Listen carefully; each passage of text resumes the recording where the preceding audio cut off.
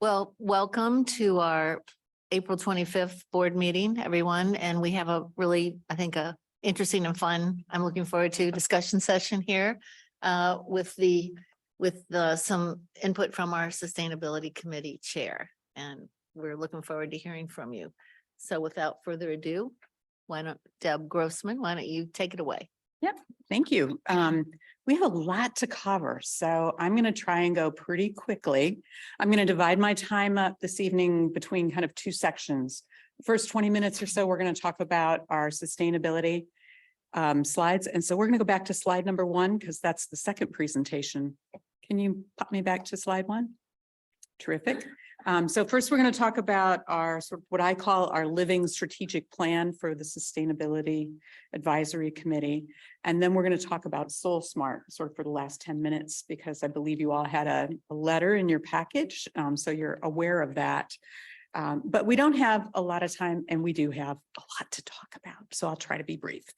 So let's flip to the first slide, the first text slide. Basically, the advisory committee has been working on a sustainability strategic plan since February. So we had a meeting in this room Saturday morning with a lot of our committee members, and both Becky and Rich were there. A couple of our interns, our 2 interns, Jonathan Graham and Hannah Hirsch from WashU were there. And Matt and David, I'm not sure who I'm forgetting, but we spent a number of hours just kind of trying to wrestle with what do we think is the most important things going forward for the Sustainability Committee. I'm very much a believer in a strategic plan, having a plan and working the plan and making some things happen. So tonight, I'm here representing the whole committee. So I'm going to just click off a couple names so that you know who else behind me. Even though they're not behind me, they're really behind me.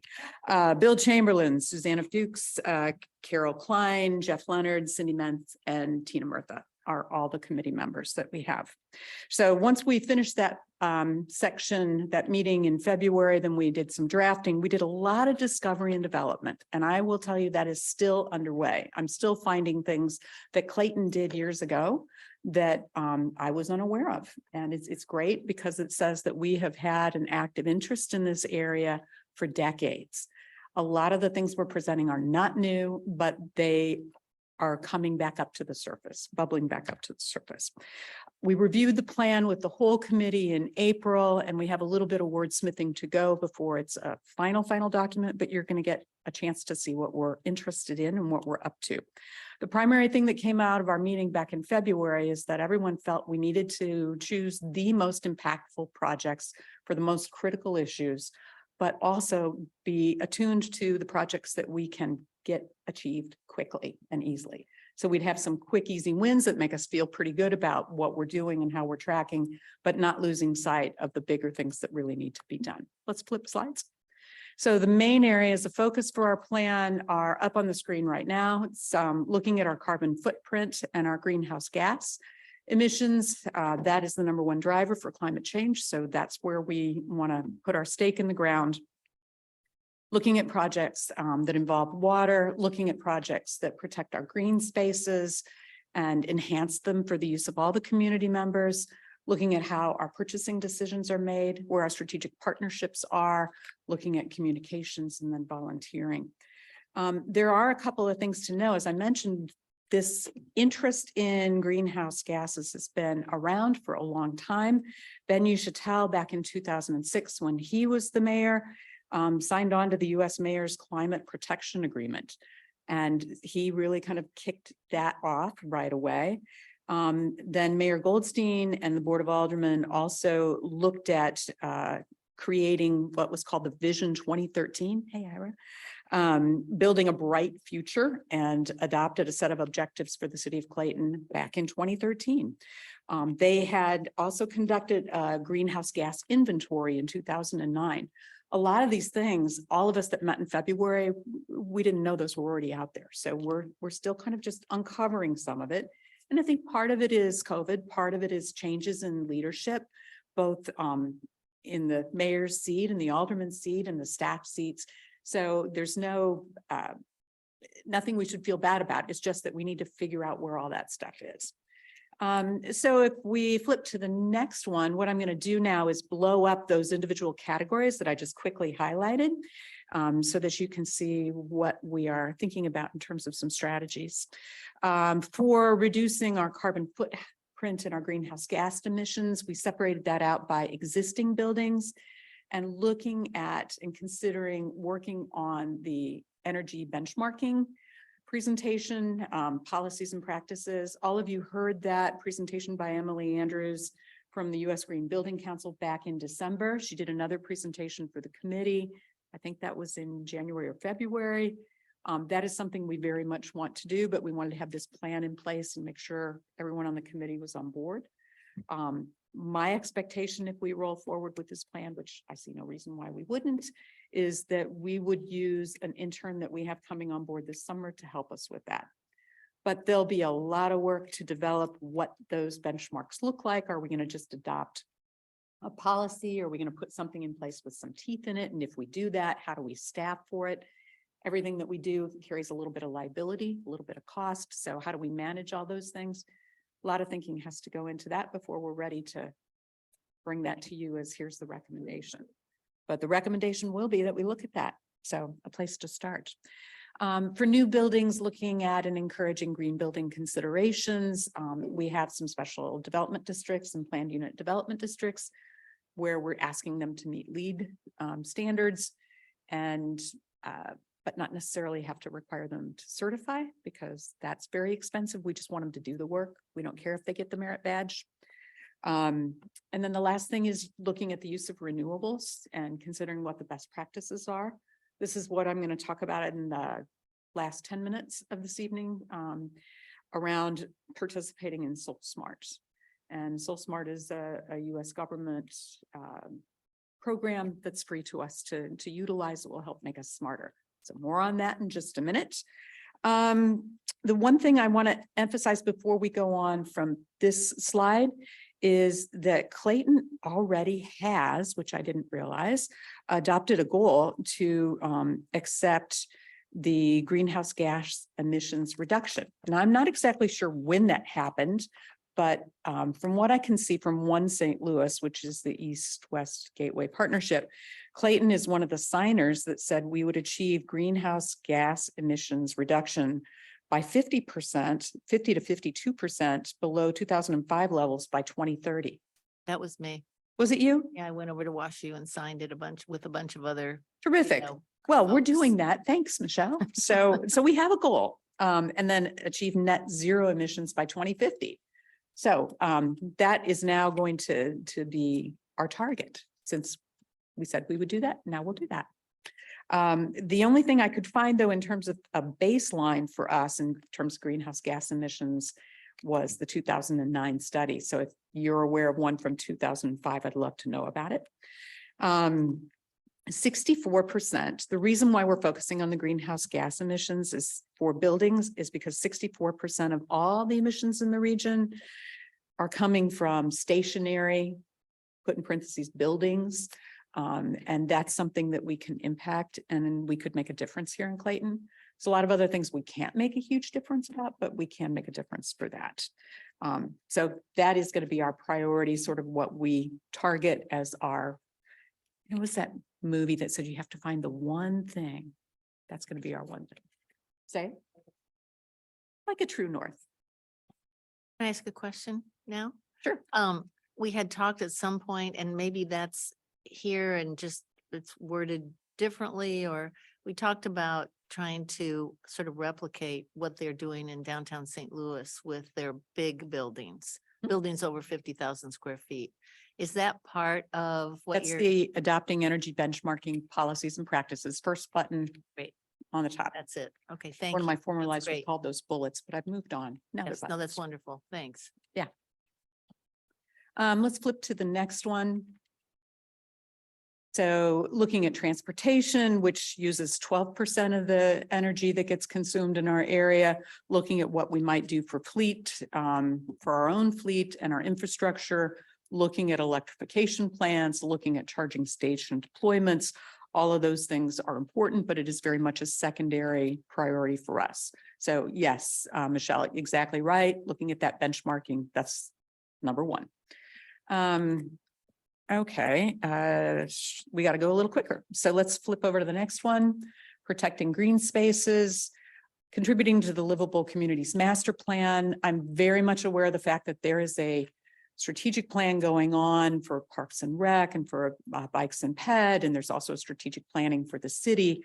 Ours is not going to look like yours. Ours is a homegrown version. I mean, this is just work that we did, and I know that you all are going to come up with great things, and we're hoping to contribute some knowledge about sustainability in connection with that. I did a presentation to Parks and Rec, thanks to Tony's invitation at the beginning of April. That's another, I don't know, 10 or 15 slides if you all want to have some fun, but not tonight because we don't have the time. Let's flip to the next one. Purchasing is good. So, yeah, presentations don't matter much. It's what we do with it, you know? Yeah, okay. So we gotta get our teeth into it. Purchasing is another thing that's really important, and the city has done a lot of work already. I went looking for it as a resolution or an ordinance, but yay, verily, it is a policy, and it's even up on our website. And we have a whole section that talks about green procurement. So we're in good shape on that, but we want to do a little audit and see how are we doing. We got the words that say we're going to do this, but are we walking the walk? So that's one of the things that we're after, looking at how do we reduce or eliminate single-use plastics, looking at what's recycled content, regional purchase preference, so we don't have as many miles traveled when we want to buy things and bring them in. Okay, let's flip over to the next one. Waste collection and recycling. We spent a great deal of time on that because Matt and David and others were looking at renewing our waste contract, which you are all fully aware of. So one of the things that we hope to do is baseline and quarterly monitor how we are doing on some of the recycling. We also included, I believe, in our contract, or will be in our contract, a statement that when electric vehicles, trucks are available, that they'll help us have them here first. I don't know if we've actually signed that, but we at least asked for it. We talked about optimizing routes. We talked about oops tickets. Kind of a fun name. It's just like when your neighbor because I know none of you do this, put all their recycling in a plastic bag and sets it out. That's a big oops, right? So we're just trying to educate our community members on how they might do better. Promoting Green Dining Alliance. We have several restaurants that are already using green practices. Includes Crushed Red, Pastaria, Caldi's, Cacao Coffee, Avenue. They're already on board. What can we do to promote them, either in our communications or encouraging other people to do the same thing? Because there's a whole great set of practices that are already out there for restaurants. Same thing for Green Chill certification. That's basically looking at how refrigerants are used. Refrigerant leaks are really, really damaging to our environment, probably even more than CO2, but it's a small community that can control that. But we do have some folks in our community, such as Straub's, DGX, the Wine and Cheese Place, South 40 for Washoe, Font Bon, and maybe the county jail, that we should look at that for. But again, that's further down the list. It's not number 1 or 2. Let's flip to the next slide. Water is another one we're going to be working on, really engaging with MSD on what kind of programs are available, what things need to happen. We've already implemented the rain garden, which is part of Parks and Rec, thanks to that team. But there's more to be done. And they have a lot of programs that they have actively out there that other communities, including the Mid-County Sustainability Committee, are looking at. And to my knowledge, we're not yet, but we'll get there. Strategic partnerships is the next one. If you flip to that next slide. Looking at how do we engage with the county, with their new head of sustainability. They've got somebody who's working on this full time. They're in the process of getting their own strategic plan for which they're going to pay millions. And it's going to take them over an extended period of time. I don't see any reason we should pay for that when we can just draft off of whatever it is they're doing. So we're going to steal from them, knowingly borrow from them. But then also working with other business, nonprofits that are in the Clayton area, looking at the school district. There's lots and lots we can do with the school district. You all are probably well aware that we have solar panels on the top of Wydown Middle School, but there aren't very many. It's probably about as big as this section of the room, and we could do more.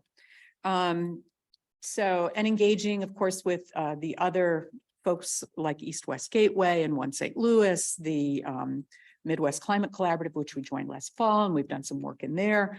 And the, what else am I forgetting? Midwest Climate Collaborative, no, I think those are it. And then a bunch of regional groups like Gateway, Green, the Biking, Audubon, Sierra Club, all of those kinds of things. Let's flip to the next one. Communications, we think, is really, really an important way that we can help educate the community about things they can do differently, and helping just have people see through the lens of sustainability. What is it you're doing? What are you buying? How are you acting? Just every bit as much as how you look at things from a financial standpoint. So I was a financial guy for a long time in my career. And so I looked at everything through a financial lens. How much does it cost over what period of time? Am I going to get a payback? What's the, blah, blah, blah, blah. But looking at that also through a sustainability lens. What's it do for our community? What's it do for the environmental impact? Can we do it better? Can we do it smarter? Those kinds of things. There's some things you can read on that. Some of them are pretty simple, like linking to alternative recycle websites. There's a whole lot of things you can recycle that you cannot put in your blue bin, whatever color your bin is. Mine's blue. And there are people who are doing that work. So let's just connect our residential neighborhood, all of our neighbors, to those sites so they know where to take things when they want to recycle responsibly. Volunteers is the next one. I'm going to get to my 10 minutes. Yeah. Nobody can do this work on their own. They just can't. It's too much time. So we got to have a bunch of people who are really interested in this. So we're going to have to build a pipeline of other folks who value this, who find some passion in it, who care about it, and build a strong influence network or influence for corporations, for the school district. I'm trying to figure out who cares the most about what, and then put them in that direction. So maybe we can find somebody from the school board. I know you used to be on the school board, who really cares about sustainability, and we can, wrap them in and engage them. So that's what that is, and look at trying to build a strong committee and maybe some subcommittees, and who comes after me. Okay. So now it's 6:50. I only have 10 minutes left, and I'm going to talk to you about Soul Smart, unless y'all have questions about what I just shared. Put you all to sleep. My husband says I am not very funny, and I need to be funny when I make presentations, but it's just not who I am. Yeah, so sorry about that. Okay, let's do Soul Smart. I'm afraid to ask questions Oh, because I good. think you really need to go to Soul Smart. So, but I'm just grateful for there were things that popped up that I would have asked questions about, but yeah, no, keep going. is what Call I me mean. up. I'm available. Okay, Soul Smart. Let's flip to the first slide. I think you already realized what the benefits are for solar, because we have solar on a couple of our buildings. We have solar on the middle school, clean renewable energy, reduction in greenhouse gas emissions, which you've already signed on for. I love that. Increasing property values, cost savings for people who implement it, all those good things. Part of the challenges for getting solar in place, oftentimes for a lot of folks, it's the soft dollar costs of going through the process of permitting, planning, zoning, making multiple trips. And you all did a great thing in January when you changed up our ordinances in terms of how that happens. But Soul Smart, the organization, is really trying to reduce that potentially 64% of the cost of putting in a solar system, which is all wrapped around those permitting processes and get passed on to the customer. So that's what is really at the heart of this. It's also at the heart of trying to have some standards that are pretty much across the country without them being federally imposed, but having community by community adopting some of those. So what is Soul Smart? Let's go to the next slide. It's a program funded by the U.S. Department of Energy through their Solar Energy Technologies Office to promote solar markets. And it's hopefully going to speed up the process of people adopting solar as an energy source. And they have people who are willing to work with individual communities. Let's go to the next slide. And there's going to be a whole bunch of designations. We'll just talk about those in a minute. So why do we want to do Soul Smart? We would love to do Soul Smart, not because we need another merit badge, but because we need to learn what are the best practices.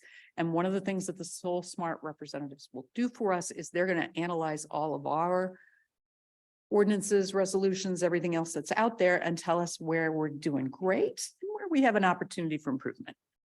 So that's really what we're after by going through this program. The designation, if we get it, also indicates that Clayton is a little more solar friendly than anybody else.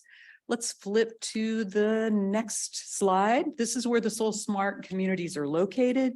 You'll see that for Missouri, we've got 10 over in Kansas City area. 3 of them have the bronze designation. 1 of them has silver and 6 of them have gold. There's nobody over in the St. Louis area. We could be first. I don't know about you guys, but I love to win. I love to be first. Even if I really want more than the merit badge, I still do love to win. Flip to the next slide. So if we sign on for this, they have technical providers that will work with us. All of the cost is federally handled. There's no matching grant that comes with this. This is free to us. So it's going to take our time. I'm not going to say that won't happen. It will take some of our staff time to make it happen. It'll probably take some of my time to do it. We've already had our first meeting with them, April 4th, I think, Matt. Matt and I were on that call together with our interns who've also been helping us with some of this work. But one of the things we have to do is demonstrate that we are committed to achieving this designation. That's where that letter in your package comes in. So more about that in a minute. But you can kind of see they will give us all kinds of information and help on procurement, on planning and zoning and policy development, all kinds of things like that. Next slide. So to get a designation, and again, it's bronze, silver, gold, platinum. It's even more than the Olympics. You get the 4th one. We would be looking at just trying to go through and see whether we could get a bronze, the first level, because we already tick almost all of the boxes to get bronze. And I think if we went for this, we could get it done in 6 months or so, maybe a year. All depends on what slows me down. But we have already done so much of the good work that needs to be done. And part of my thinking along that is because this is something that the students in the reset class at WashU looked at last December and presented to us. So we already have a bit of a roadmap for how this goes through.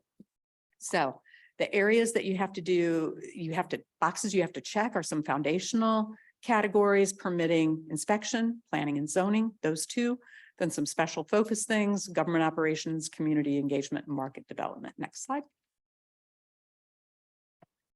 I could tell you about the points, but let's move to just assessing our current state. The draft letter is what you have in your materials.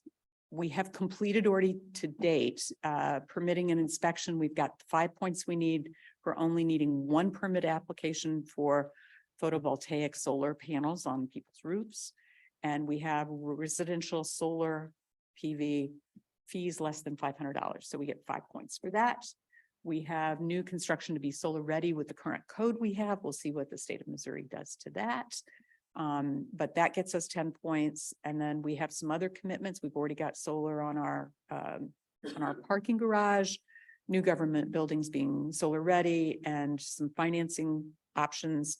So we are already just about there. If you go to the next slide, what we need to do, the additional actions are actually sign the letter. That's where you come in. So we're going to ask for that in just a minute. And the other things we had to do in the letter, as you saw, we committed to doing some training. Some of that is like training for your fire department for what to do if a house is on fire and you've got solar panels. What does that look like and what's special about that? Also some staff training on planning, zoning, permitting, and inspections, developing streamlined process. They have templates for all this stuff, so we don't have to make it up. I mean, this is just about as easy a project as you could get. Communicating finance options, we do that. Next slide. That's the last slide. I just love it when a program comes together. So now our request for you is that you sign our letter. Questions, concerns? I don't have any. You guys, questions? No, I mean, just a great presentation. I want to commend you on all the work that you have put in, you yourself, but also your your group, the committee. I think you've been a real motivator, and that's what we needed. And so really, really appreciate it. And all of this is really great thinking. And it's exciting to contemplate it. It's It great. is very, very, don't make any mistake. It's very much a team effort. And I darn, I was hoping my interns were here, but it's finals and they're writing papers and they both said, "Dear Deb, can we not come tonight?" And I said, "Your choice, but it's an educational opportunity. Please come." But I think they want to get the A. So there you Right. go. They've worked really, really hard and frankly have done a lot of deep digging on going through June, put them on to a source where they could research what ordinances had been passed. They helped with writing up, this is like the, I don't know, second or third attempt at this, at the strategic plan, and helped with the Soul Smart. They've just been really terrific to work with. How long will you have their services? I think about another week or so. Okay. But then we have a new intern that we just interviewed and extended an offer to. Is also, I think you guys know this, maybe you don't. Our WashU interns are free to us so far, right? So the two that have been working for us since February, the first day they came was the day we were in here. They were free to us through WashU, and our summer intern is free to us through a different department at WashU. So we interviewed 3 or 4 different people. We had one selected that fell through, started all over again. And so Erica J will be joining us at the beginning of June. She'll be with us through August 15th. A great resource. It's a wonderful resource. Thank you very much. Will you Yes. sign my letter? Can I Of ask one thing? course, Of course we Can I ask- will. Yes. First of all, thank you. And yeah, I work was always done in the past and then follow through and getting it in has always been an issue. So it's great that you're going back and looking at all that too. So it was a wonderful presentation. Question, when you talked about silver lead certification and all that, how does that compare with the National Builders Association certifications that has bronze and everything else? What if a PUD were coming to us proposing to do bronze? Is that equivalent to, well, you're saying the lowest should be like silver with the Would other? have to research that, Okay, as with almost everything else here. okay. I haven't had that come up, so I really don't know. And I would be misleading you to, if I said I did know. Sorry. That sounds good. Thank you. Great. Thank you Thank you guys. so much.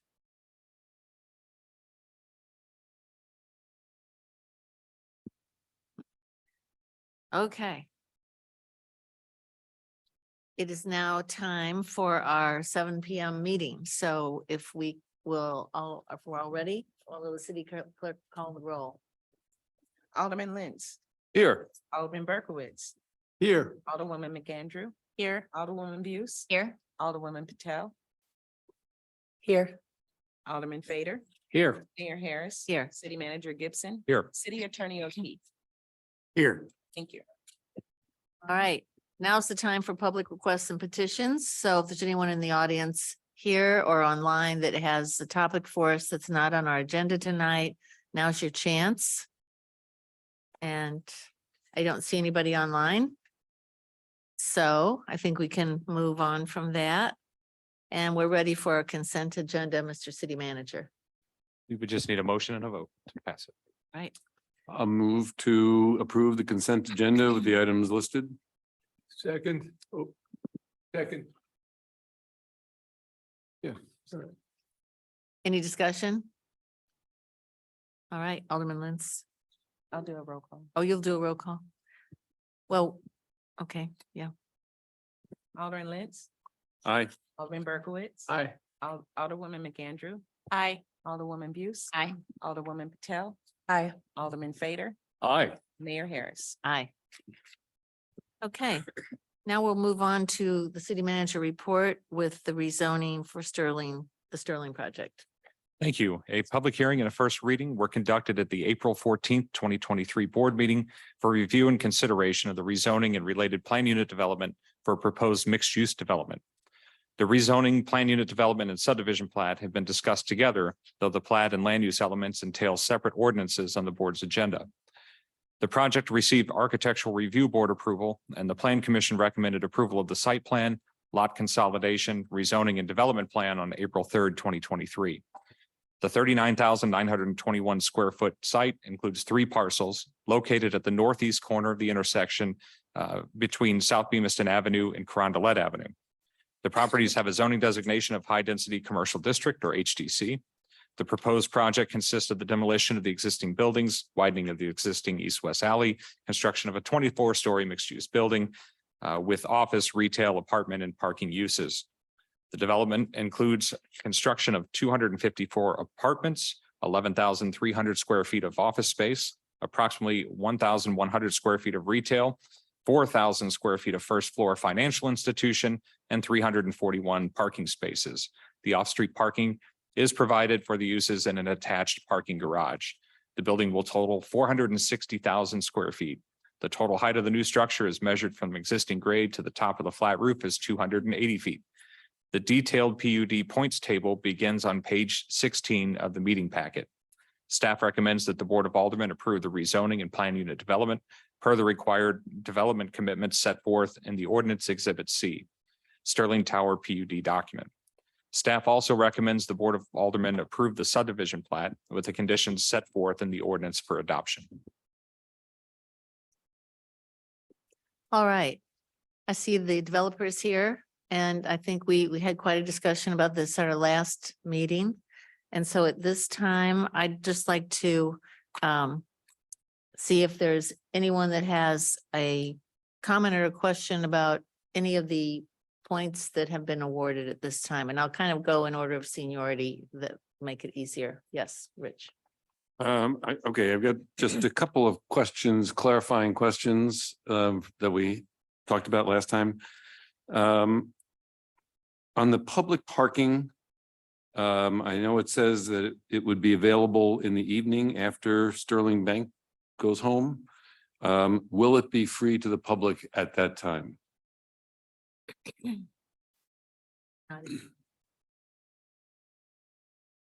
Is this on if it's green? Green, Great. That's correct, yes. And those hours that would be free to the public. okay. And we also talked about the dog run. And there was some question whether that was going to be locked and available to anyone or just to the residents. The access to it for residents will be from inside the parking garage, and then there'll be an external gate that is accessible to the pocket park. Okay.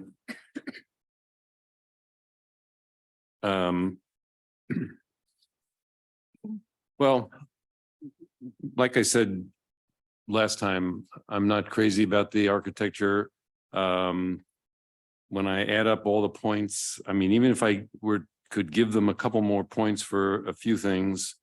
The public parking, I think you added a point there, you could do a point, some of the sustainability stuff. I'm a little bit short of the 30. But I don't know if, as I said, whether that's if I want to quibble about a point or two. So if I'm sticking to the process and going by the letter of our process, I'm still short, but I'll hear what other people have to say about it. All right, we'll possibly come back to you. Ira, you have any comments? Thank you, Mayor. Yeah, I come out to about 24 points. So I need someone to help me. If you want to get higher points, I'm going to go through some of these if it's okay with you guys and see if we can come to some arrangement about where I might be low or you might be high, but let's see if we can talk a little more about these points, because I really think it's a bit low on the in terms of the 30 that you need. Okay, who's going to volunteer to talk to me about that?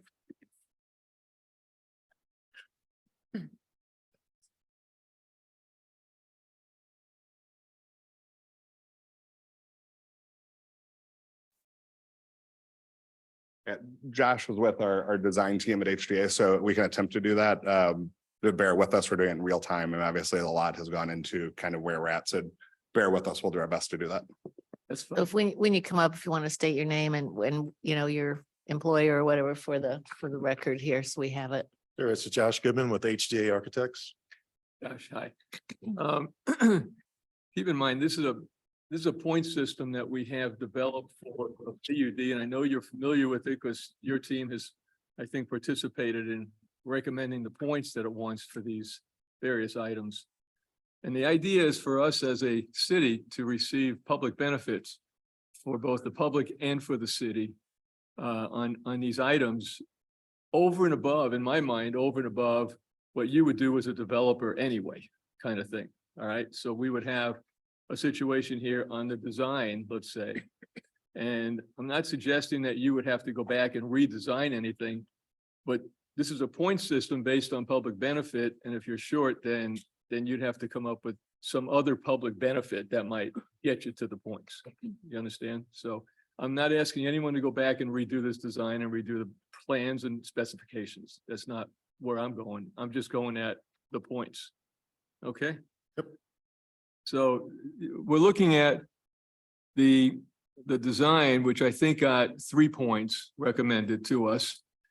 And the design itself, as I see it, it's a box, it's got glass, but there's nothing interesting about it. Why do you think your design somehow is over and above something or other that we already have in Clayton? Well, I think really that kind of comes to what you just talked about. It's not just a glass box. Centene is just a glass box. We took in feedback from the ARB, went through, made some design changes that impacted the facade and came up with some elements that didn't make it a straight flat box for 24 floors. So we've integrated that in, which is a design element that, Put balconies in. no, the balconies were always in. Okay. We added the eyebrow, we made some modifications, we changed some materials on the building. Actually, way back when, we were told that it needed to have more glass on it. So we went that route and we. Not objecting to glass. I get that. Right, but what I'm saying is it's not a full glass box. You're kind of oversimplifying it in some terms. We have a metal brow element that goes around an area of the building. We have different textures with the glass material, so it's not just all the same glass. We have detailing with the brick.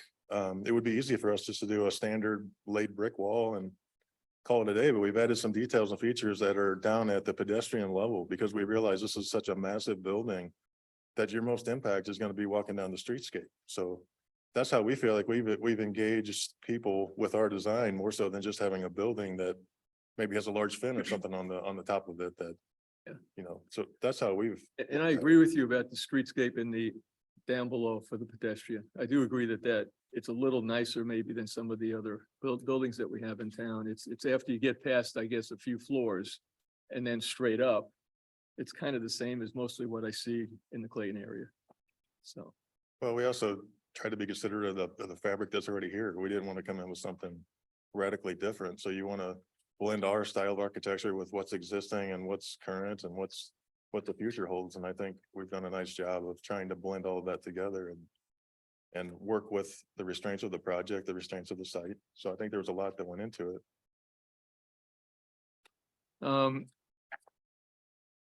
The issue of and then there's the pocket park, okay? I want to address that. On here, what I'm reading here is incorporation of open spaces provided and available to the public in the form of a pedestrian-friendly pocket park with art, landscaping, and various seating arrangements, okay?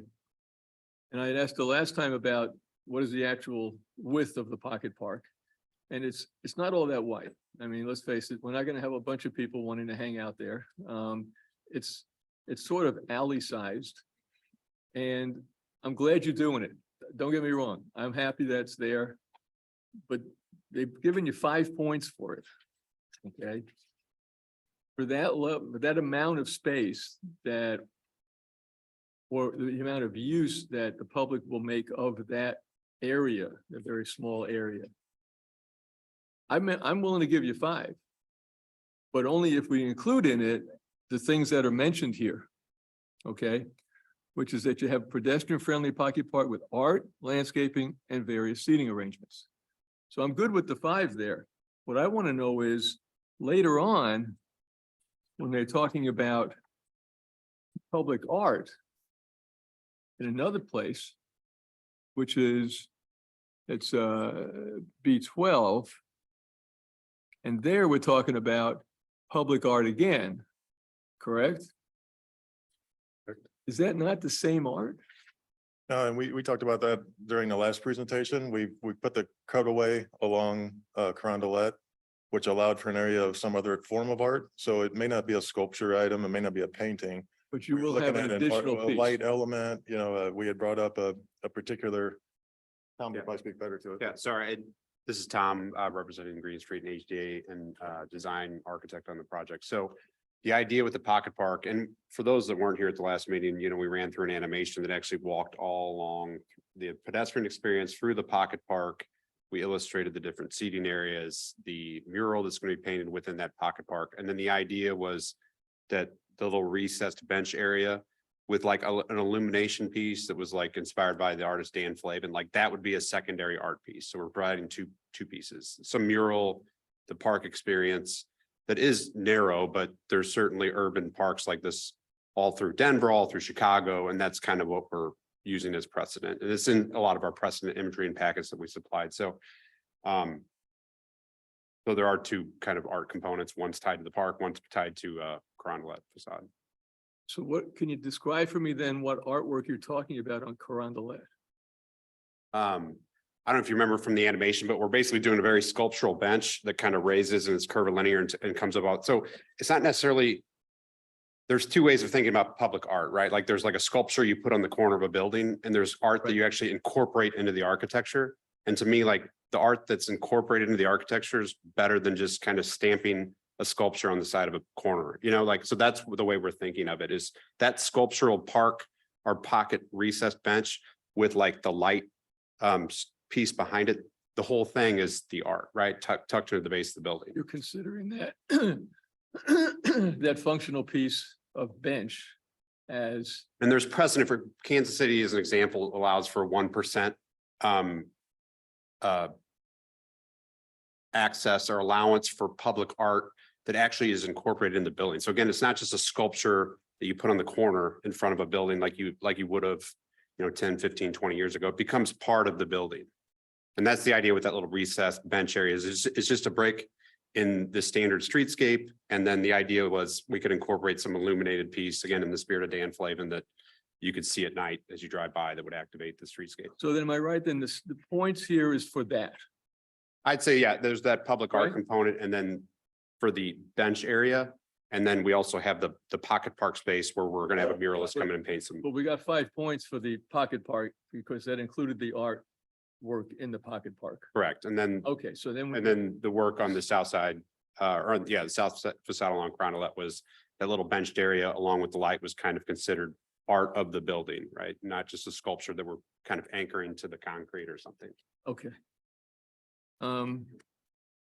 Yeah, then we'll again work with the art commission and make sure they're on board with everything. I think we assumed 3 points or were approved for 3 out of 5 on that piece. Right. With the idea being it's difficult to go and hire and commission artists to design all this only to find out that the project's not approved. I agree with you. It's kind of a horse and cart issue and I I understand. mean, there's the there's the dilemma risk you're in. with designing Yeah. the building and engineering it and everything Yeah. we've done for the Yeah, last 8 no, months. I understand that. That's my problem too, though. Yeah, How do I assign points to a piece of work I've never seen? I don't know what you're talking about, so.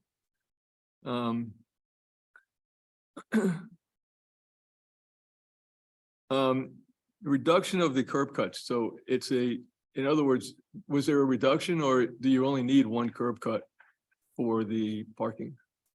We only need one because we combined access points. So in theory, would the bank prefer their own private garage entry that doesn't communicate with the residents? Maybe, and we could have maybe put that at the northwest corner. Instead, we combine them both and then we have internal gates to navigate circulation. So in theory, did we combine them 2 uses into one location? Yes, but we thought that was better than having an access point off the northwest corner. And just personally, I think 4 is way too much for that. So I'd give you, Yeah, I think there was, I'd get you down to 2 on that one. I think once you experience the building and you experience it now and actually circulate past there is a lot of solid wall, a lot of curb cuts into parking areas. And there now will be one on the low end of the site. So we're hoping to activate most of Bemis soon.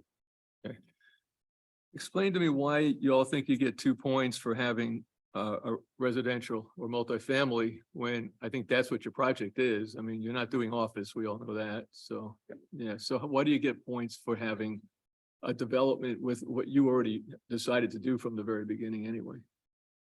I mean, we've talked about this, and I think Phil discussed it previously, is just the idea of bringing a different user into the city of Clayton that maybe can't afford the standard housing stock, but it's still kind of a premium apartment complex. So folks that'll visit restaurants and bars and actually populate them beyond 9:30, 10 o'clock at night.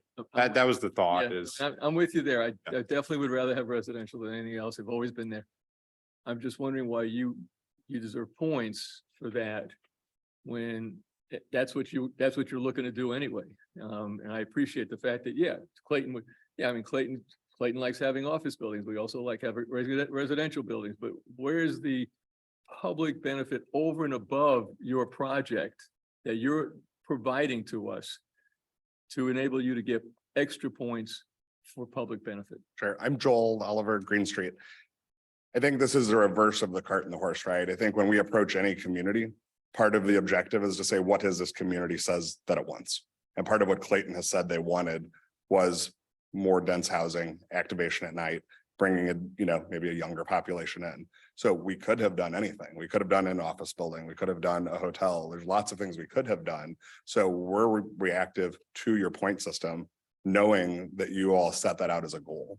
So we could have done anything. We're responding to what you've put out, which is why you award points to incentivize people to achieve what you all are trying to get the private sector to achieve. So, and I want to dig in just a little bit. So the population that you're looking to have in your building would be younger?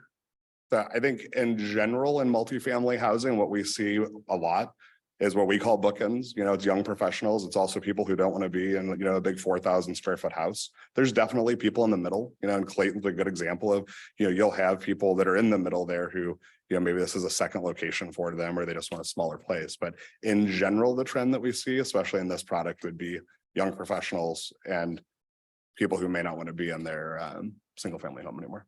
Okay. And I appreciate that. I have just one more question. There's one that's it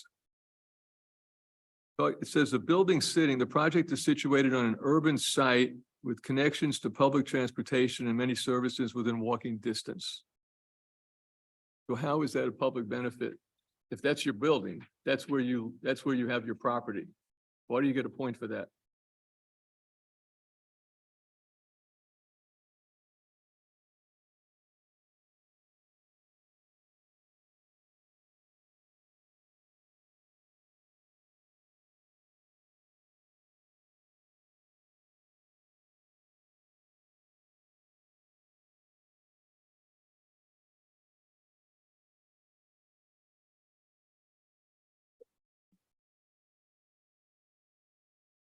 If you're looking for it, this is one of the sustainability items. So it would be on the This was where first page of the points table. Building siding is, First page, it's with B3, under B3 is. yeah, building siding is That's the right, second B5. item there. Right, So B5. we looked at that similar to what Joel had just talked about. That was one of the credits that you guys had listed as an opportunity for these developments. And if our project fit within those standards, we would apply for it knowing that the location that we have is in the heart of the business district. It's in the heart of downtown where you have a lot of these amenities readily available. You don't have to walk blocks away. So it was a site selection on our part that we felt fit this criteria. I agree with that. Okay. All right. Mayor, I still come up. There's a couple of more points I'm willing to give based on our discussion.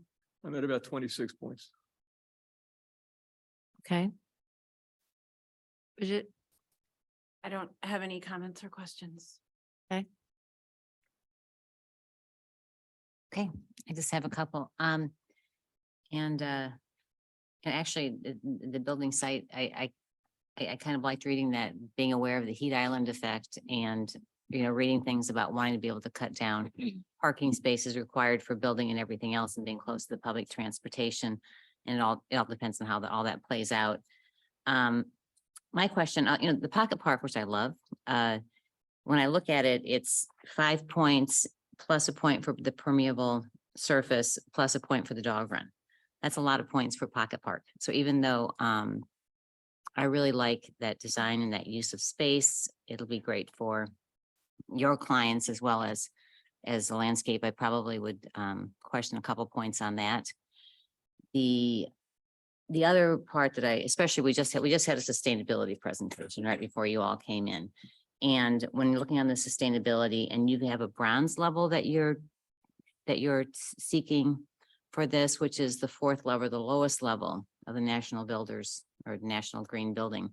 And have you considered trying to go one level up on that, doing a little more than that minimum building standard?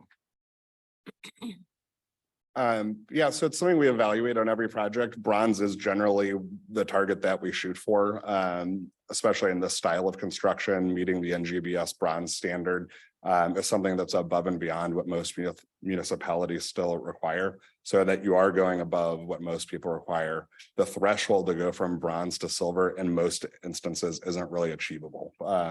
Especially in this style of construction, it just becomes really cost prohibitive. So it is something we always look at and evaluate. We have a special consultant that's all they do is run that exercise, and are the outside consultant on that. So it is something we evaluate. It is not feasible. So what were the challenges on this one to get it up just that one more So level? it's a for very standard? complicated, very long Yeah. spreadsheet that scores it, and it's really it's cost. So the things that you can do to go up to that next level would just make this not feasible. We do evaluate it on every project, and bronze is generally in this current market where we end up with construction costs just being astronomically high.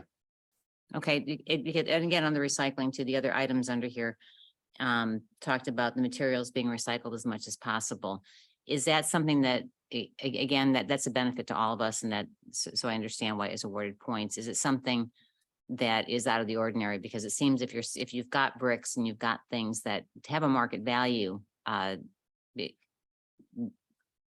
it may be something that would be happening. And Yeah, so I'd say the difference is in one scenario we'll do our best. If we can recycle stuff, that's great, versus a scenario where it's tracked, there's logs, there's additional costs that goes along with making sure you're actually doing it and holding the contractor and the subcontractors accountable to hit those standards. So that's really the difference between those two, is making sure it's quantifiably achieved. okay, that makes sense. I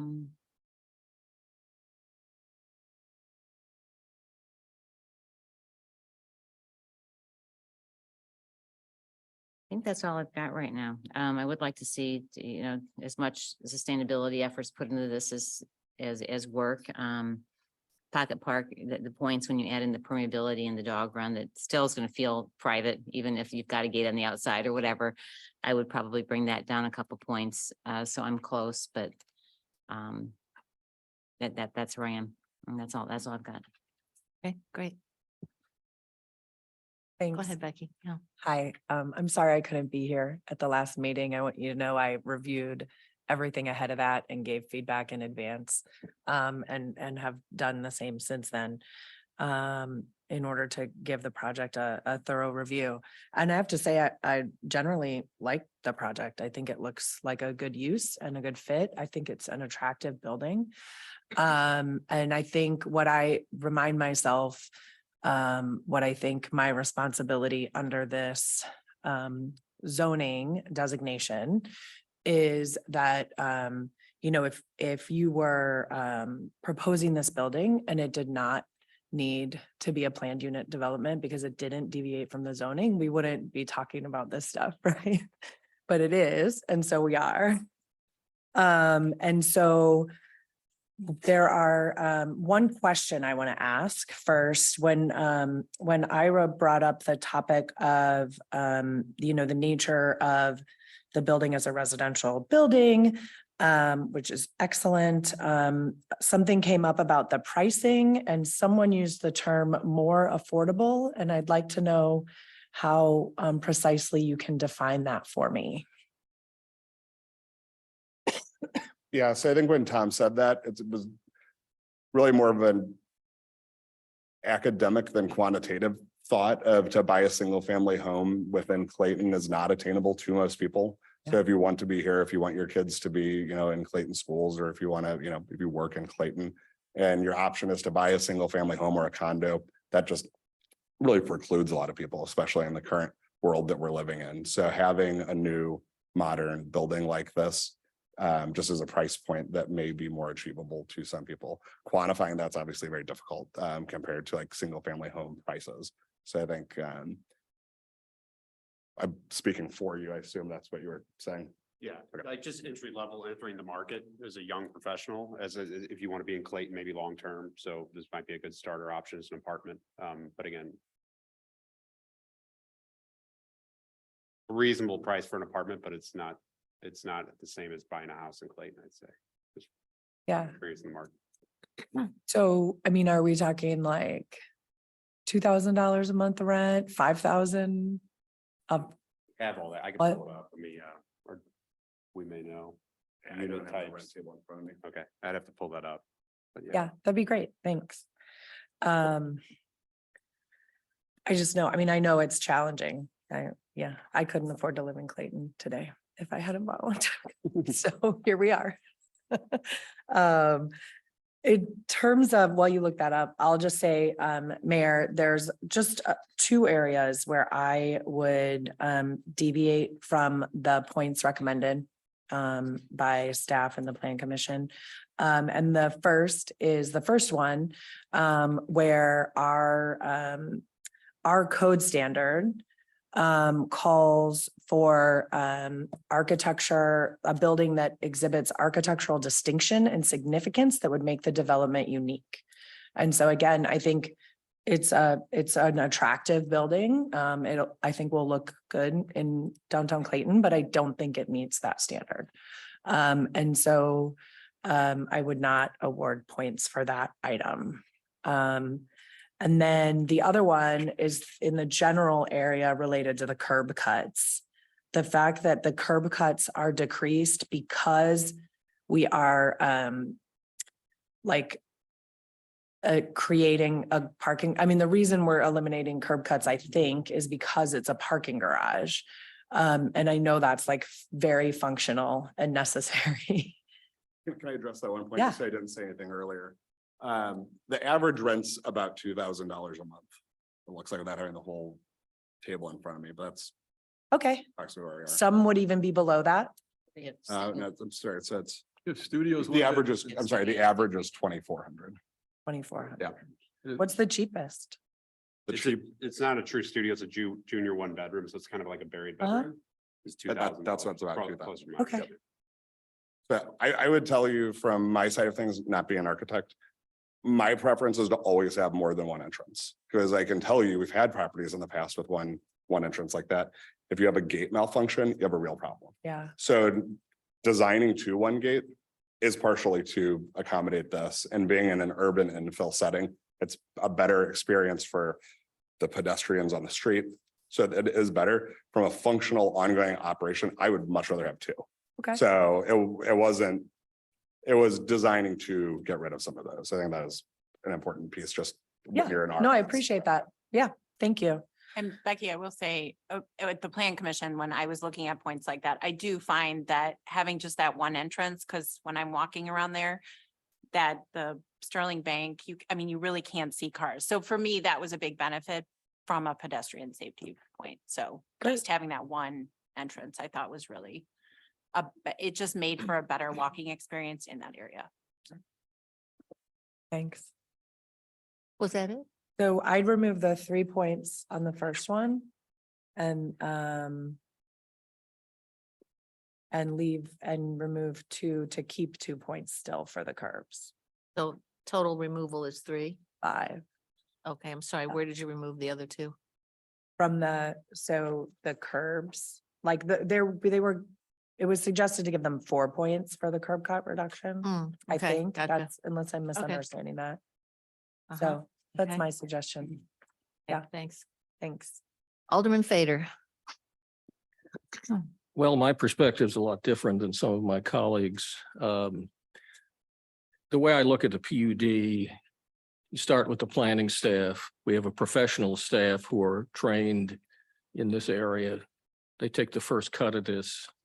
that make recommendations. They then go to the Plan Commission and the ARB.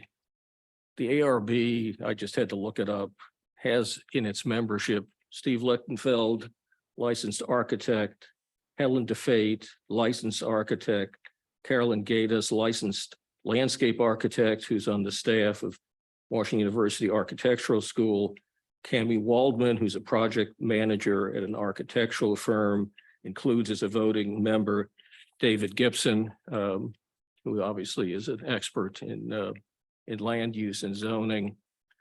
All of those people, and I said at the last meeting, I think I went to every single presentation of this project.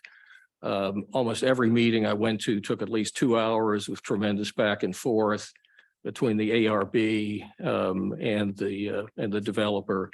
The project, in my opinion, got much better as time went on.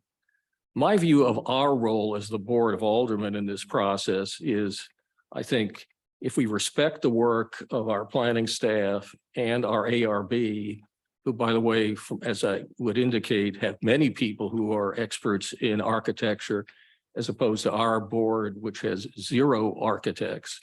The whole point is we should be giving deference to those hardworking staff members and ARB who spend hours using exactly the same standards we're debating tonight. And they came up with 32 points.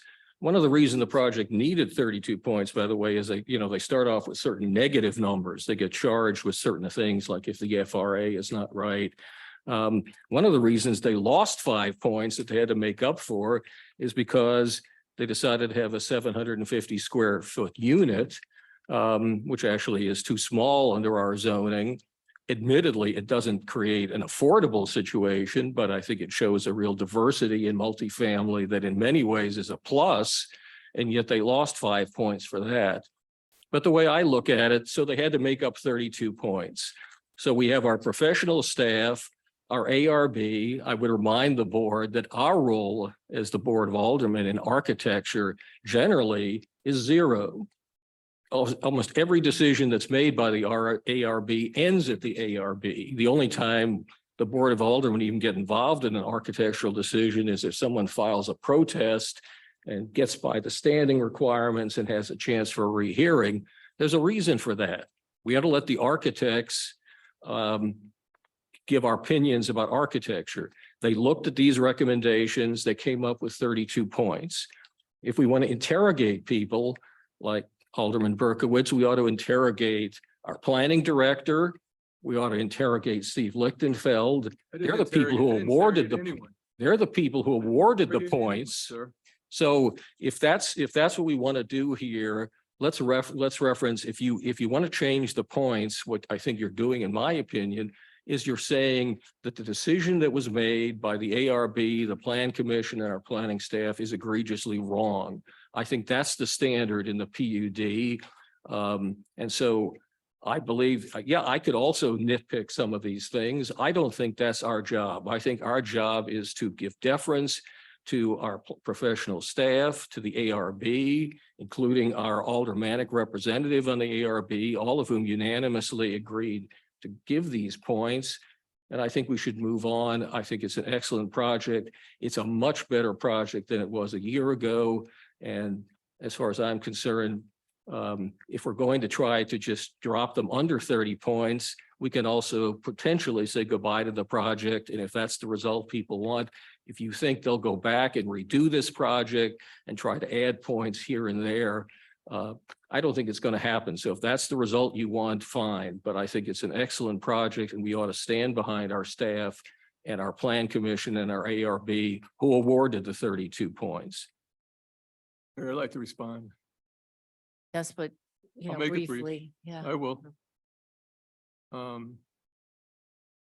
job is not to defer and deflect and abdicate our responsibilities to any commission or any committees. In fact, that's the very thing you had to say when we talked about the Equity Commission. You know, this is a situation here where it is our job to look at these points and determine policy, because that's what we are. We're the policy board. They are an architecture board. You've listed their credentials and you are correct with their credentials, but they are architects. They're not policymakers And you were elected and I was elected for the purpose of determining the policies for determining these points. They're making a recommendation about these points. They're not telling us this is an absolute.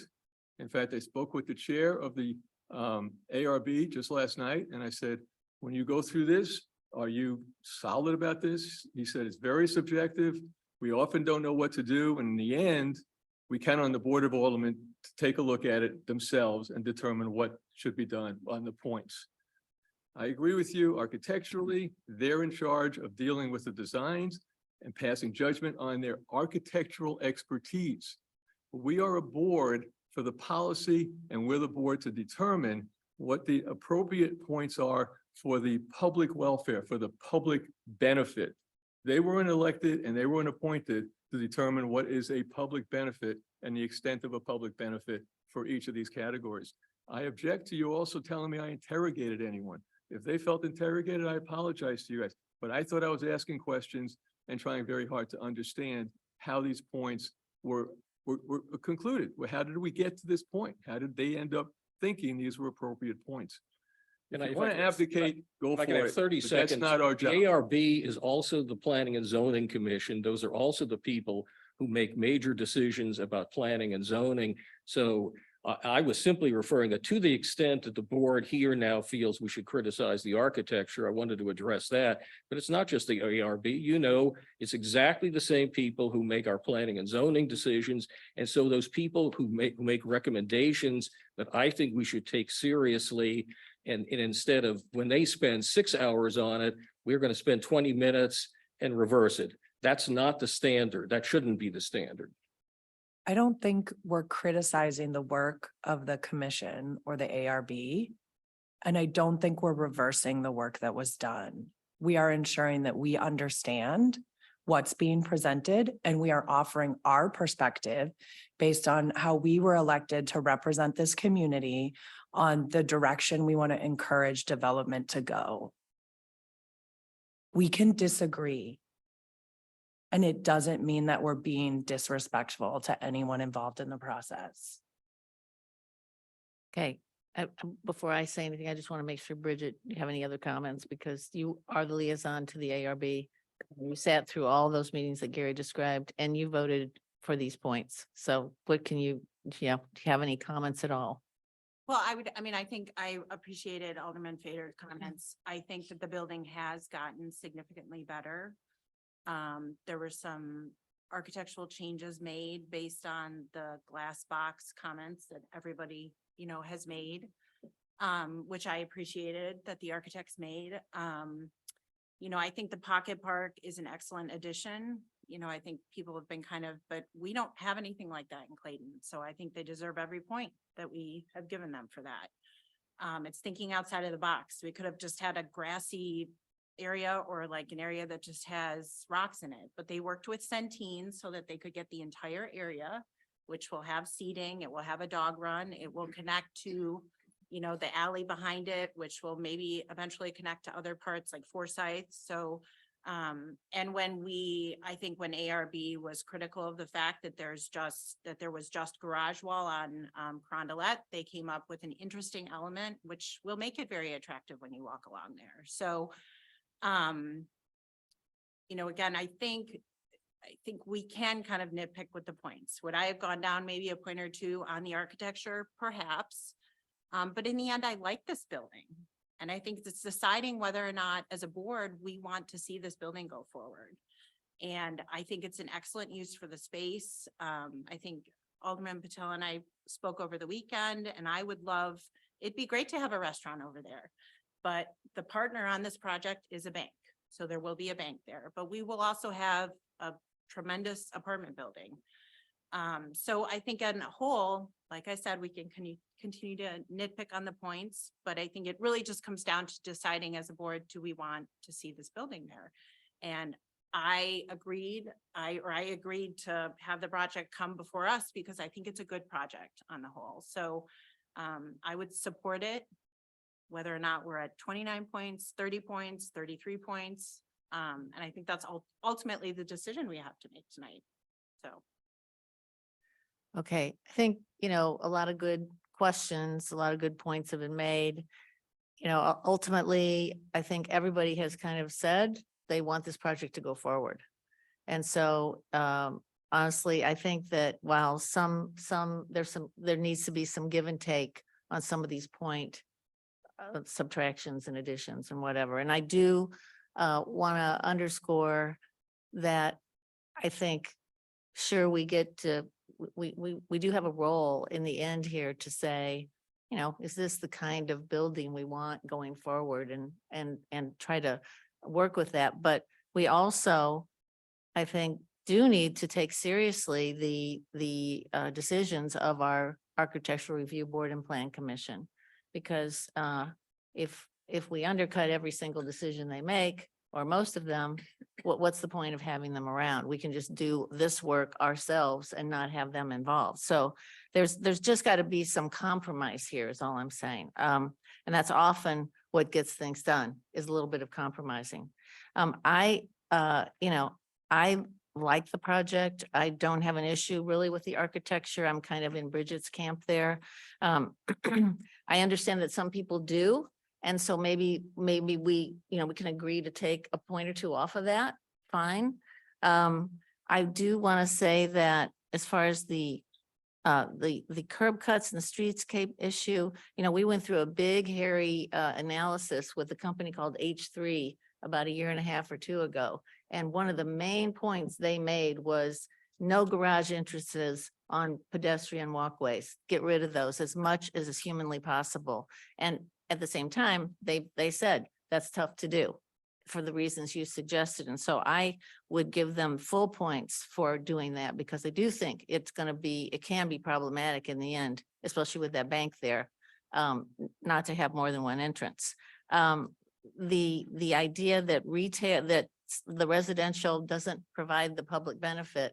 I mean, the whole reason we put that in our livable communities plan, and the reason we want all that residential in our downtown, is because our public has, since I have been on this board, come to said every time, why can't we have more retail? Why can't we have more restaurants? Why can't we have more little shops?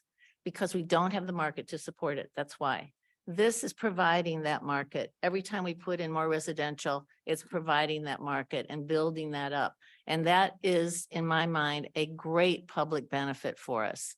Just like having a market built in now with more young people, we have more of a market to support entertainment venues, which we have said strategically we want to have. But you can't have those businesses if you have no one to go there.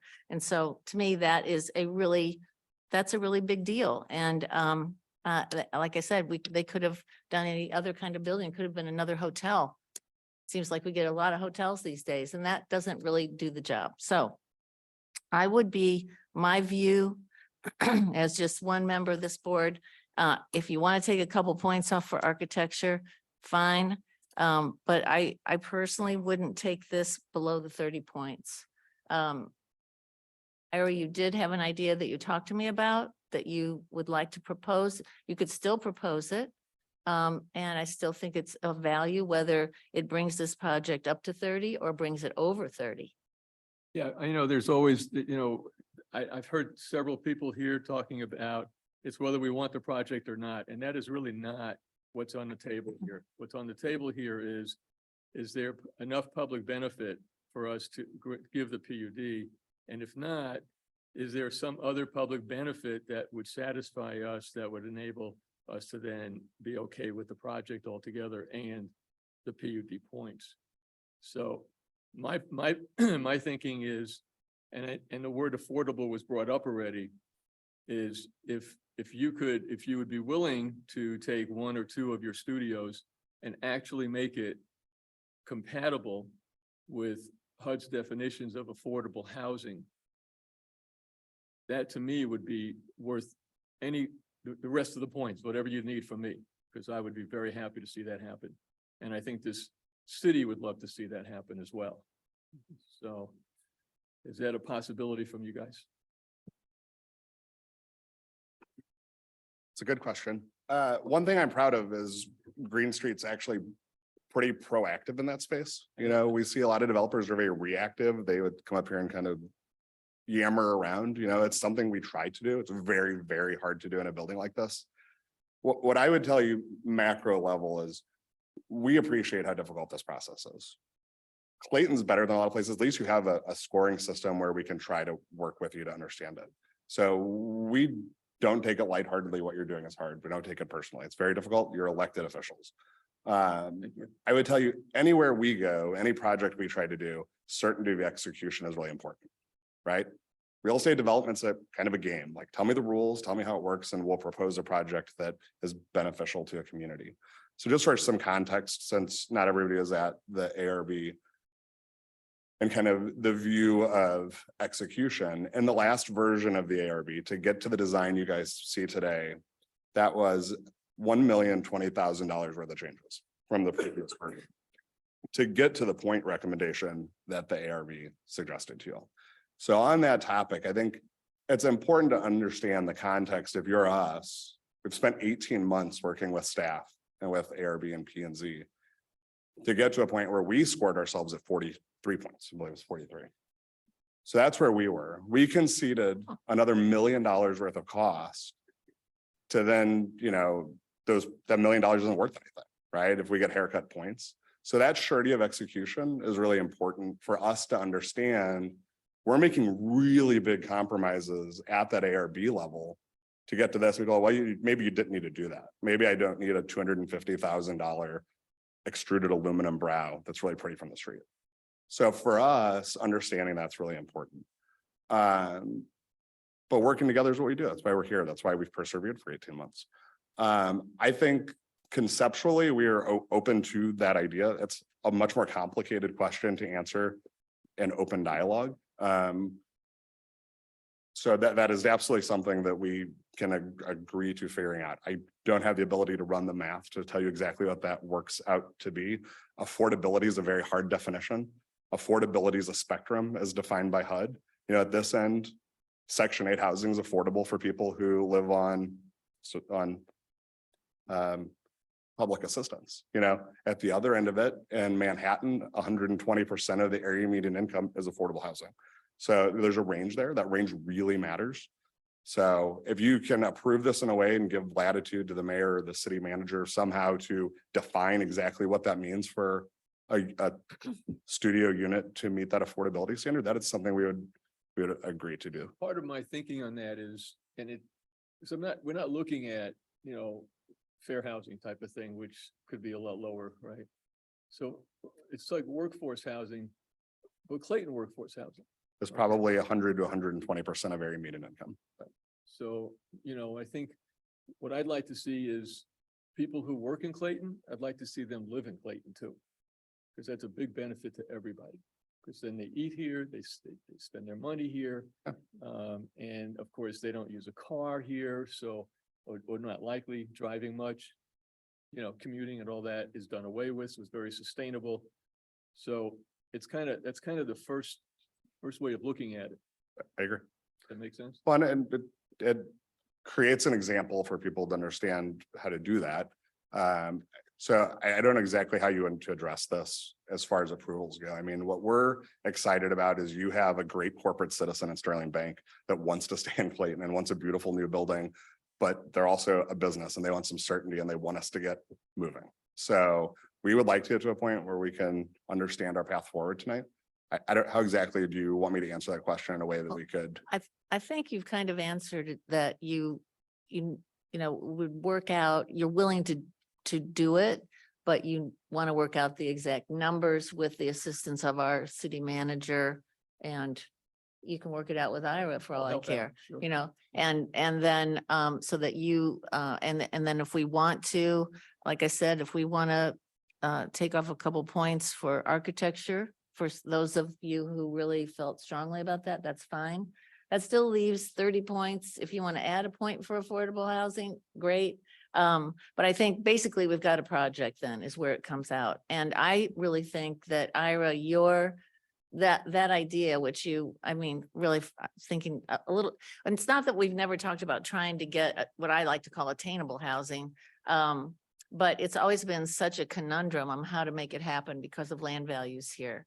And so I think it's a really great suggestion and I really support this, kind of the first olive out of the jar, I think we said, Pickle. the pickle, The Uh, first pickle out of the jars. to kind of get this rolling for us in Yeah. Clayton. Can I add a second pickle? Just to give, just to give some background on that. Is that the attainable or affordable housing issue first came up, when I did a lot of work with the school district. And that was something that our community, it all, whenever we had a meeting on something, it came up. The fact that we've worked on it, the Equity Commission has done a lot of research on that as well. And so when you're working with our city manager and staff and how you might do that for a unit at this particular project, I think you've got the expertise and the interest and people who will work with you to get that done. And I appreciate very much, Ira, that you brought it up. It's a topic that, people shy away from because it is a cost and no one really knows what it means.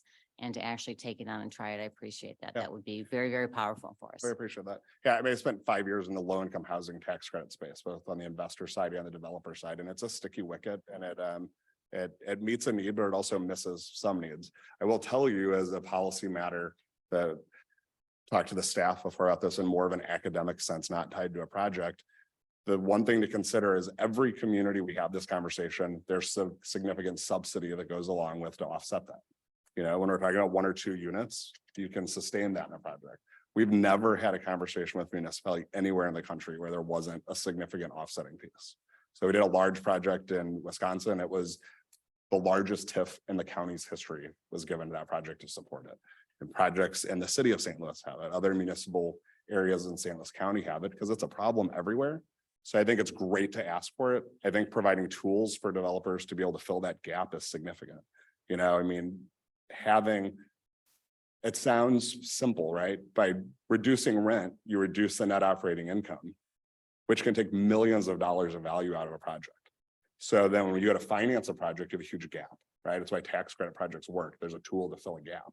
So as long as there's a tool to fill the gap, I think as policy, it's a great way to think about it. Absolutely. So If I can add, I think I mentioned in my earlier remarks that I think you were a step in the right direction and actually were penalized for the fact that you wanted to build a smaller type of unit, a 750 square foot unit, which would normally be prohibited. So you were actually a long way down that road. And my point was, but for that, you'd need 5 less points. So that's an unfortunate part. But if this fact that you have a 750 square foot unit can be even used more productively to actually be in some sense affordable, well, then I think we're getting to the right objective and the right result, as opposed to simply trying to get this under 30 points, God only knows why. But if the point now is that we're going to get a good project and it's somehow going to address this particular issue, it's a better project. Okay, I would like to close the debate down if at all possible. And I think we're at a point where I'm just going to call this at 30 points. That we've got a project, we made some compromises, we had a great idea. You guys are going to fulfill it. We're only asking for 1 unit. So that doesn't seem like it will cost millions of dollars. I think we need to amend our ordinance here a little bit so that, and David's going to tell us how to do that. Yes, so got a couple of things we'll need to do. The ordinance is very specific about how many points are being issued for each item. So Okay. are you suggesting we remove, Just remove 2 from architecture. That makes it simple. well, that brings us to 30, but as 30. far as the affordability requirement, Then you can add do we 1. want to add that as a, 1 point. add 1 point for Add that? All right, so there is a section in the code, a specific Right. category for affordability. The other thing I would want to, Mentions affordability. right, the other thing I would want to tie that to, just so we're not sitting down trying to figure out what affordability means. I would like to tie that to the HUD published schedule for this particular area for St. Louis County. So they have a published schedule. I'm looking at it right now. I know you're familiar with it. It's the number of members of each family unit determines what that low income number is. So I prefer to use that HUD schedule to come up with. I agree completely. That's Let's a standard. let's use I a widely accepted standard for that would be my preference. So we use Novogradic's online tool as kind of the industry standard that references that data set from HUD. Great. So If the board is okay with that, I would like to use the published HUD schedule. That's fine. But Absolutely. the amended points, however, on that particular point, I think. I think if I understood what the developer has said is that he's willing to work with you on it and see where it goes. We don't have a firm commitment on it, but he's willing to work on it and look at it. Is that correct? I think per the approval, we are willing to do one of the okay. studio units. Perfect. The question is, Fine. it'll I be just didn't know- it just- in the I'm either sorry. I took it 100. as firm. Okay, good, good. Absolutely. That's great. Okay. All right, so again, we're taking two off of architecture, we're adding one for attainable workforce, affordable housing. And therefore there will be 31 total points as I calculate it. And what do we need to say in order to So- do the motion? Right now, the city attorney is finding that particular point the- section so we can make the amendment. There's one other thing real quick while we figure out this points thing that I want to bring up and just make sure everybody understands with this. One other component not related to points. So with streetscape, we've pushed the tree wells to the curb on these particular plans. It's something we talked about at the plan commission. I know it was in that presentation as well. The wider sidewalk is great. The one thing I want everybody to understand is when you move that tree closer to the curb line like that, its survivability rate goes down. If the tree does get big, there's a greater probability that those branches overhang the street and trucks get into them. So for tree health, we're replacing those more often. The other thing is when you bring a tree and everything closer to the curb, you're getting sometimes within a door swing area. So if we're in that situation, I just want everybody to understand that we may need to modify parking a little bit to make sure the door swings are outside of the area where those trees or street posts might be. So I just wanted to be clear of that potential condition here. The arrangement of street slots, street parking spots? That's correct. So if we need to shift them around, we may lose a parking space or something to accommodate that. But I just wanted to make sure that the board understood that and the exchange for a wider sidewalk, we're going to have more trees dying, potentially more claims with trucks and other things getting into tree branches. And we may have to modify that parking to account for door swing. We do have that one section that was brought up on Beamiston where those tree wells are up against the curb line. But we run into some of those issues there occasionally. So that was something as Public Works was taking one last look at this, we were looking at how it's applied right now in that stretch. Just one thing I wanted to throw out there. So we don't need to modify it or do a condition, but just letting everybody know. Okay. And also buying Kevin a minute here. Oh, okay. We might want to consider the selection of the type of tree, so it doesn't overhang the street. We could put a protected bike lane in between the So parking are we cars. doing are we doing an Yes, amendment to the, Or basket. we have to do an amendment? That's correct. Yeah, So okay. Kevin's coming thinking up. that. Kevin's working on it? specific Yeah. Okay, language. So- while he's working on that, since you're buying time, Go right ahead. you mentioned the benches on the input, as being part of, could be part of an art installation. I suggest you look at the benches outside the art museum in Aspen, Colorado. They are beautiful. Writing that down. They are beautiful benches and they are actually a piece of art. So I'd take a look at them. Are they comfortable to sit on too? I don't know. Oh, you got that. I have a picture of my son They're sitting on actually one though, if you want to see it. Well, also in the meantime, I can actually close the public hearing because it was left open from last time. So we got that done.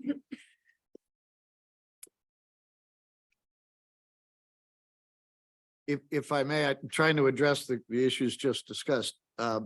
Section 405.1380B4 makes reference to a public benefit of greater housing density where appropriate, greater housing density, which results in more affordable housing and ensures the community character is maintained. Pursuant to section 405.1380 B16, that can be award 0 to 5 points. So as I understand it, there is a proposal to amend Bill, whatever the hell its number is. 6966.1. to add in the points in table 1, a reference to section 405.1380B4, describing the public benefit as a commitment to assure at least one unit of housing is permanently available for residents meeting HUD low income standards. And the idea would be to award 1 point for that. Is that correct? Let's give them 2. That's a big deal. Okay. First time it's happening in Oh, Clayton. okay. Two. Noting the AMI level is very important though. So if we're talking up in the 100 to 120% range, that would need to be added because that's a wide definition. I believe the reference is to a tabular report from HUD that Which is, is in broken down that by- is spoken, that is expressed in dollars, not But it- percentage of income. Yeah, the Another- dollar amounts are cross-referenced to the percentage of area median income you'll see on the table. This last table we're looking at doesn't have that. Let me pull up another one. It doesn't have the cross reference on it. This would be, This is on a Missouri chart, so I went to the St. Louis County section, but this is the double in the detail of the thoughts Yep. that we made. So this this had a 30%, a 60%. 30% is somebody that's living in Section 8 housing. Right, and then the So low income is Yeah. the highest category on that. if you're chart. using low income housing tax credits, it is. If you go to other income sources, it would show you that. I don't know how you want to kind of codify this in the. I- Wanna make That, sure that that will it's be the correct. city manager's responsibility, and what we're telling you is that's what he will be expecting when he deals with you. In the 100 to 120% of AMI range. The low income classification from the HUD publication, which I'm sure changes from time to time. Yeah, we can't agree to that. So that's 60% of the area median income is somebody that lives in. a No, it's low-income higher housing. than that. It's higher than that, but it doesn't have the exact number here. Let me see if I can pull this up for you. Here, you're welcome to Yeah. take a look. Can we This just particular adopt table. what he's?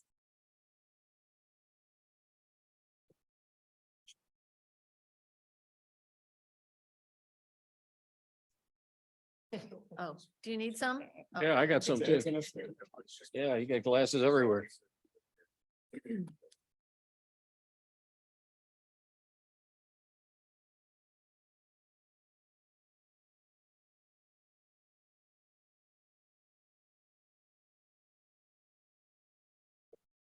I would think that's right around 80.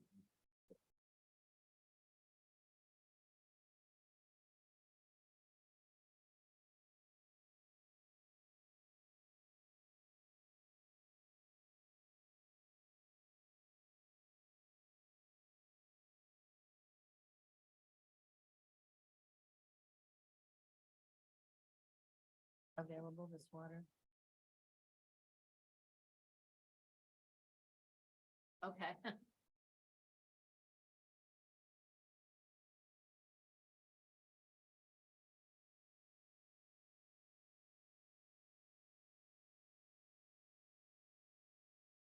Amongst yourselves.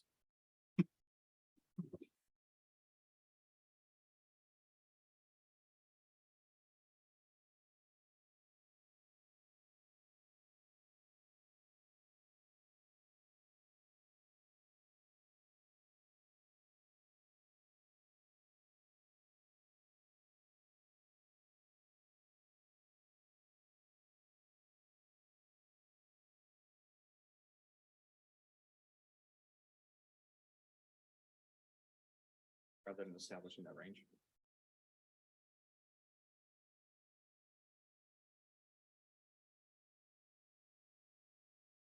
And then that's updated with the US Census data.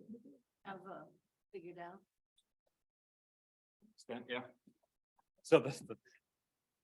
So the standard that they're requesting is the area median income calculator. And what we were looking at was HUD's published low income figure, which is 80% of area median income. I don't know how the board feels about that. That spread there, it's for two-person household, it's a difference of about $10,000. Making 100% of the AMI, that's an income limit of about 78,000. It's about 68,000 or so for that same scenario at the low income level.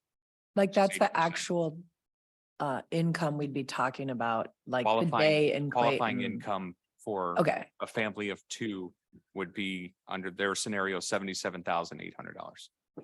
I'm comfortable with that. Absolutely. I Yeah, think That that's fine. works for you? As long as everybody's. Works. Okay, absolutely. If that We'll works use for them, 100 then it works for me. I think that's fine. all right, we'll use 100% of area median income. Look what I wrote down. Great, thank you. 80,000. Oh. Okay, That's the number I had come up with. Am I gonna have to I think come up with that? Kevin will read it and we'll say, "Oh, I so moved." So I believe the motion would be to amend table one of Bill. To add another entry for under code section 405.1380 parents, uppercase B, parents, numeral 4.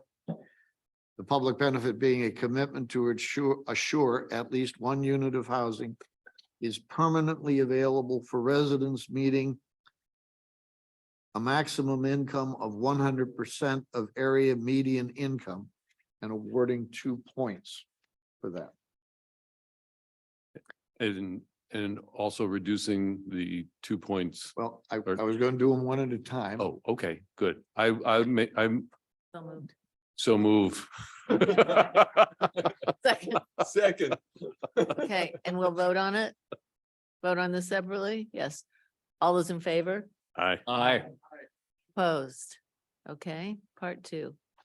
I believe the motion is to amend table one.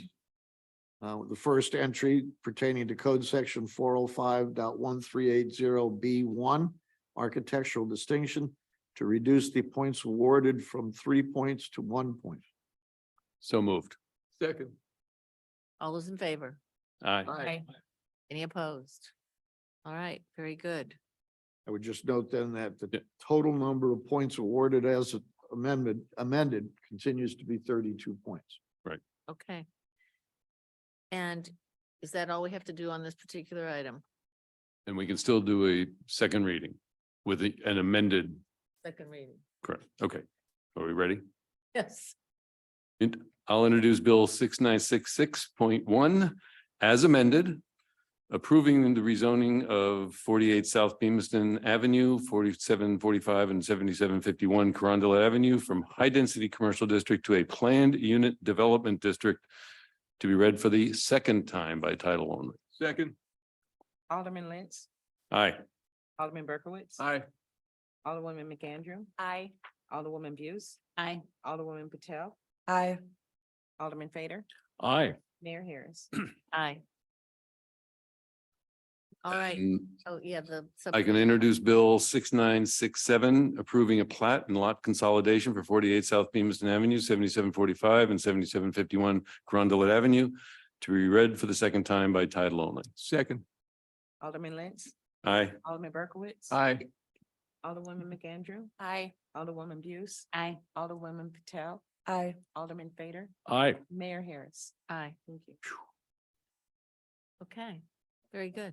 Hold on. Did we, did he need to read it for the second? I think the time record only? will show that the title has been read Okay, yes, for I each thought of that. those bills. Okay, I expect that Alderman Lentz is going to learn the knack of how to do this. I've almost got it down. I've almost got it down. He has 10 more minutes. this is his last night on our board. That's why we're joking with him. Okay, you guys are free at last. If you'd like to So go. much. Thank you Thank very you. much for your patience and Thank you very good luck with the whole project. Forward to it. Somebody left their backpack. He's got it. Okay, so now we have the second quarter or the first quarter financial report. Yes, Karen Dilber, our Director of Finance, is here this evening to present the first quarter financial report, and then we will follow that up with an ordinance for the first quarter budget amendment.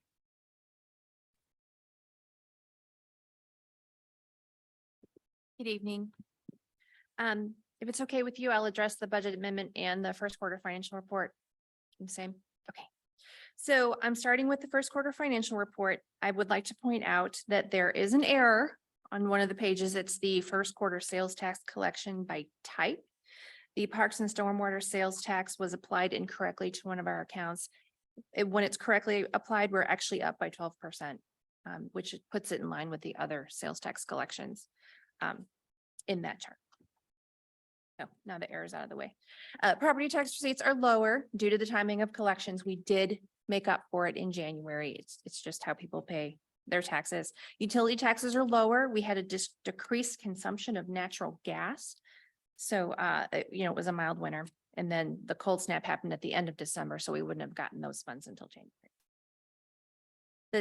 If you'll notice, the drastic increase in sales tax collections from the pandemic era is decreasing, with overall sales taxes up only 2.1%. So the gap is narrowing. Commodities are up by 51.61% over last year in the general fund, with the majority of that being in fuel, snow and ice removal, and then we had some budgeted technology projects that are coming in. Let's see. And then I want to address the sales taxes by category. If you'll notice, all the categories are up from the same period in December of 2019, with restaurants seeing the most significant increase at 925.1%. That's the first quarter sales tax or first quarter financial report in a nutshell. Any questions on that? Okay, I'll move on to the budget amendment. Can I just Yes, ask, please go ahead. I'm sorry. the property taxes you said were made up in the following quarter? I guess the question I have is, I mean, aren't they always coming in January?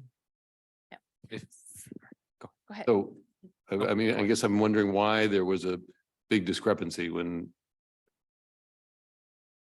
It just depends on when people pay them, honestly. Some people get their bills in November and pay them early, and then county has implemented a new system where they can remit them to us more quickly. Mhm. That's been in the last few years.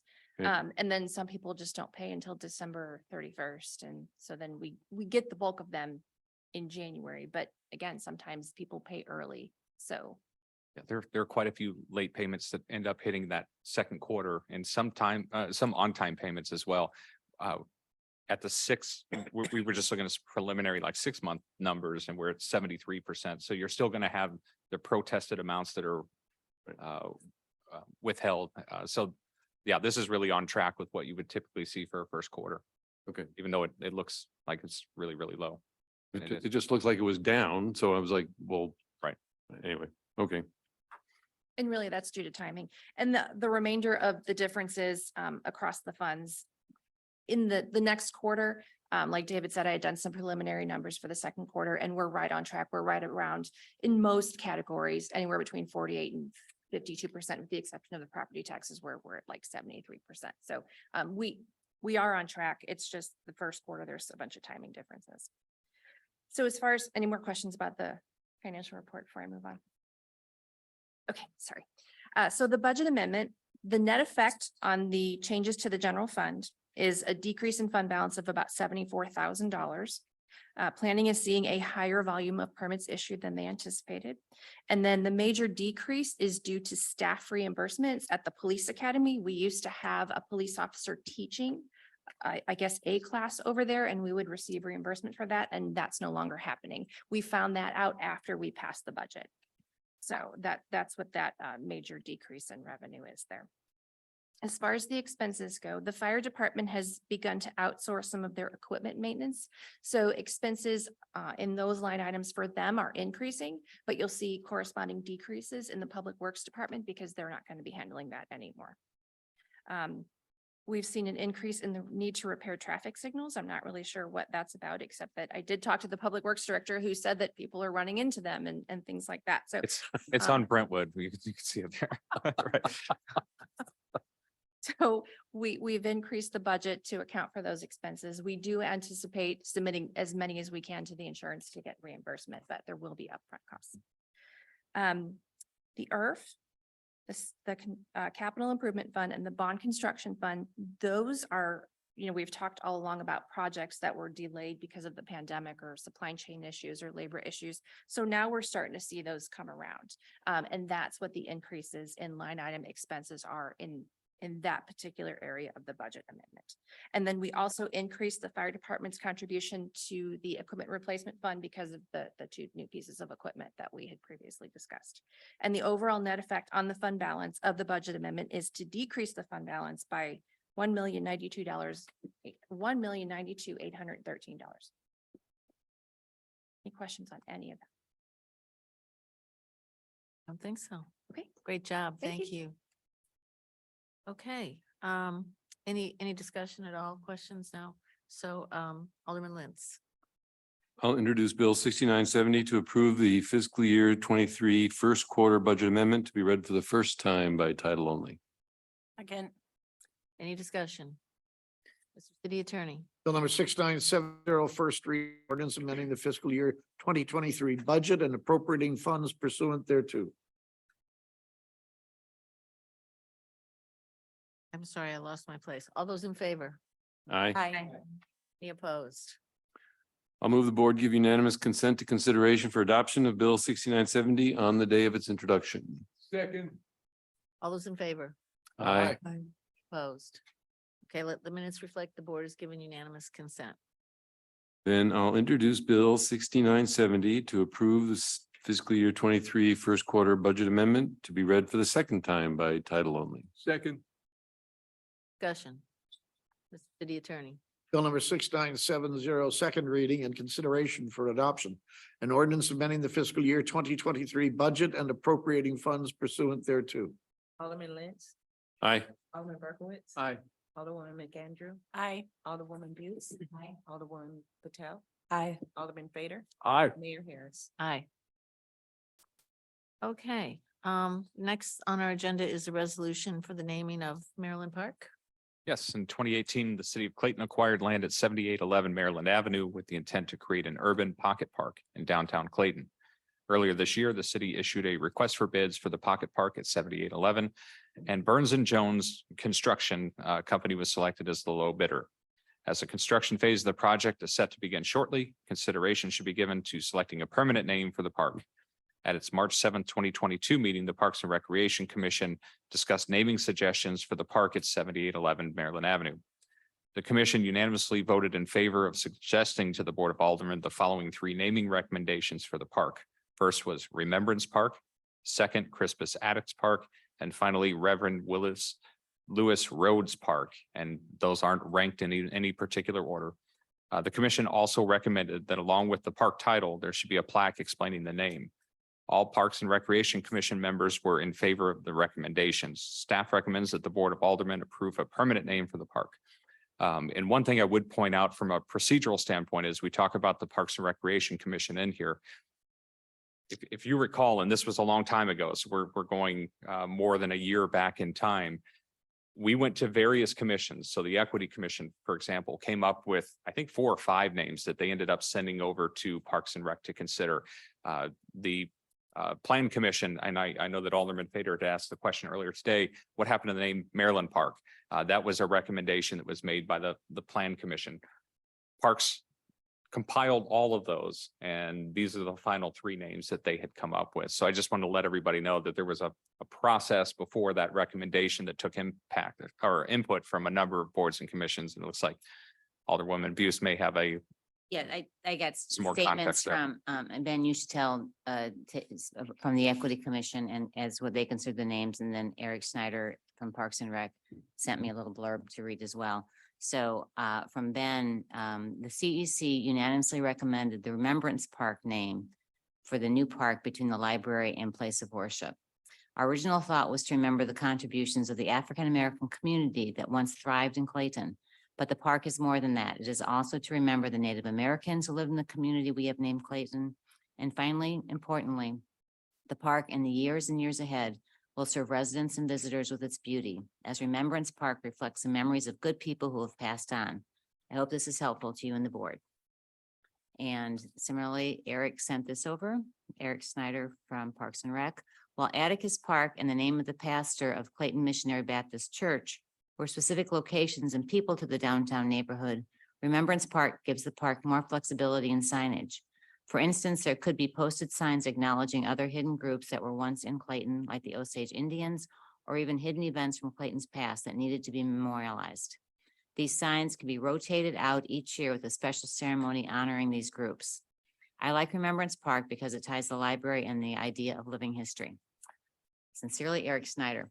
And other names were tossed out at the time, and this seems to be where things settled over the last year on the Remembrance Park recommendation.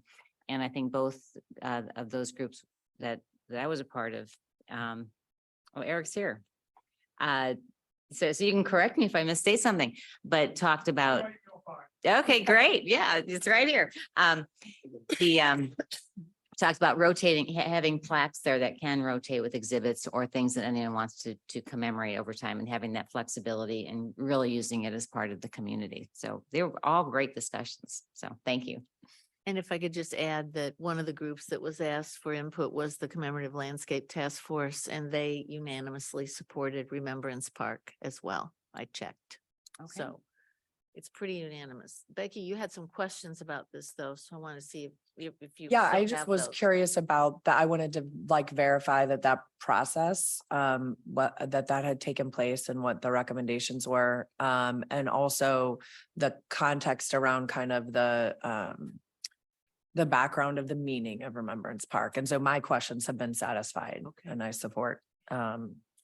would support Remembrance Park based on that. Yes. Thank Ira. you. Question, I know, I read that we're talking also about this, the commemoration would be part of a plaque. Is that right? So would the plaque just name it, would just be the name, or would there be substance on the plaque that somehow we would find some way of putting some substance on it? My recollection of our discussions, again, this was just at the commission and the committee. And I think they both talked about, you obviously need something naming the park. But there were discussions with having rotating exhibits or signs during different, giving the flexibility for the city and our citizens to recognize certain things at different times. So I don't know what the answer to that is, Okay. or where they're going to The- come from. There was The recommendation, I think, Yeah. specifically stated that they wanted a plaque that explained what the name was. So I think adding that context as a part of that Right. recommendation. Now, what exactly that language says, that will be our next thing to figure out. Okay. Okay. And I can just, build on that a little bit, because we've talked about this a lot with our landscape task force committee. And a lot of the solution here lies in having sort of a general description, but in having a reference, that square that you can put your phone onto, and it leads you to a website, and it can tell The you QR code. everything you want to know. QR code. I thought that was right, but I was afraid I might be wrong. It can tell you everything you want to know about what Remembrance Park is about, and electronically, it could feature different stories at different times, and it's a Who's gonna- cost-effective way of using it. So, but who will be authorized to do all of that? Is that the Parks and Rec Commission, or where's I that? don't think that's been determined, honestly. That would be for the board to determine. Okay. Whether or not the board wants to approve it after Parks Commission comes up with that language, that's up Are we to. gonna need some kind of resolution about all that, or some point? I think, the main idea is let's approve the name. I'm good. with And that. then let's let our staff work out a recommendation to us on how the language will be written and how we will go about approving that or not. Yeah. I think probably we want all those same groups to be able to weigh in on that language as well. I think, yeah. Yeah. Okay. So, Mayor, can I add, when the Community Equity Commission was talking about this 3 years ago, I think the concept was on the eastern wall of the garage, or there would be an eastern wall, and there was actually going to be room for 4 or 5 plaques. That was when there was some talk about it would be dedicated potentially to famous authors who are from St. Louis, but same concept is it certainly seems to me that there's room for 4 or 5 plaques commemorating things. But to Ira's point, if you're going to have 4 or 5 plaques, then you begin to get questions about, it's a lot harder to figure out what you put on 4 or 5 plaques than it is on when you put on 1. So that's really going to have to be thought about. You have to make a decision if you're going to really do that kind of thing. What are you going to feature? And, so that it certainly takes some thought. well, And it I'll add also to that. costs a lot more money to have 4 or 5 plaques. The other part of that conversation as well was the good neighbors with the library and taking advantage of the library.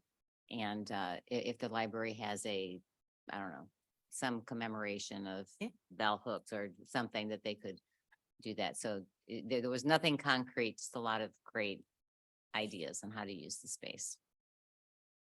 Are we all set? All right, Alderman Lentz. I will move to approve the naming of the park at 7811 Maryland Avenue as Remembrance Park. Second. Any discussion? All those in favor? Aye. Opposed? Okay, very good. All right. I'll now move to adjourn. Oh, my goodness. Well, we're not quite, we're not quite done. And I'm gonna say something and then you can make that motion. So in keeping with your desires, we will not do a roundtable. Just expounding upon your great virtues, attributes and wonderful contributions, which you have been many. But I am just gonna say for the record, if you don't mind, that we've really gotten a lot from your participation over these 9 years. This board has relied on you for a steady, although not frequent, voice in affairs. I can say without any argument, I'm sure that when Rich speaks, people listen. But your thoughtful leadership has really been crucial to many of the decisions we have made. And we really appreciate that because, I mean, you've contributed by sitting on the ARB, a lot of time spent there. I dragged you over many coals with me to develop that overlay in downtown that we worked with H3 consultants on. You know, just a lot of decisions over the years that you really had a critical role in, and really appreciate your time and effort spent to be knowledgeable, be informed, have fair opinions and all that good stuff. I'm gonna miss you. I'm gonna miss your insight very much, but mostly I'm gonna miss your humor. That's gonna be something. Ira, you got big shoes to fill, okay? Big shoes. So anyway, I just wanted to say those few words for the record, and I know everybody agrees with me, and just wishing you the warmest wishes and happy times for your next phase. Thank you very much. It has been a terrific pleasure being with everybody. And you know, it's been 9 years. The entire staff, except for maybe Matt, has turned over. And everybody has been just as good as the last, and it's been fun for all 9 years. I've really enjoyed it. And June, of course, June has always been here too. Sorry. And I hope she always will be. Yeah. Okay. But thank you very much to everybody for all your patience with putting up with me and my humor at times. So thank you. I've enjoyed it. I'll miss you all. Very good. I think we can have applause.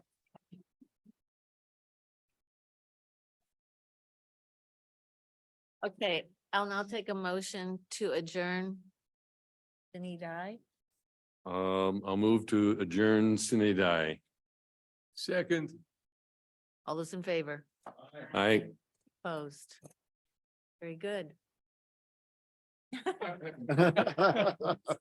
dark. Don't look so happy, Val. All right, so now we will do the swearing in of our new alder. Do we do the, when do we do this? Oh, that was on consent agenda. Pardon me, I forgot that. Okay. What'd you say? We already had the election results in the consent agenda for anybody who's wondering. So now we'll have the swearing in of the new alderman. Well, once we get sworn in, we're gonna have to move. Sure. Should we do that now? Okay. Gonna do it. Yeah, I was gonna say, Yeah, I'm I was gonna gonna sit say, on the well, short chair.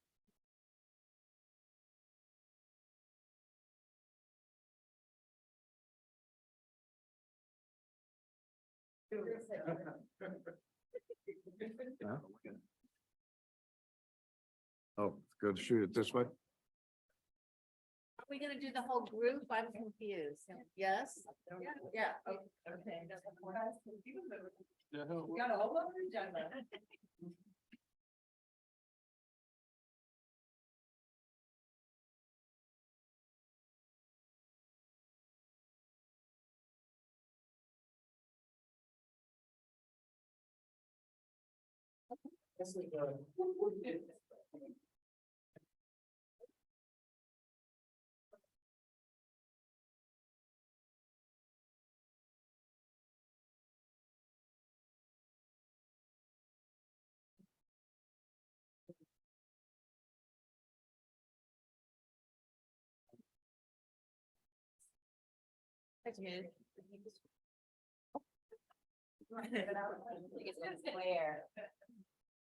Susan gets to move over here, now we get Susan over here.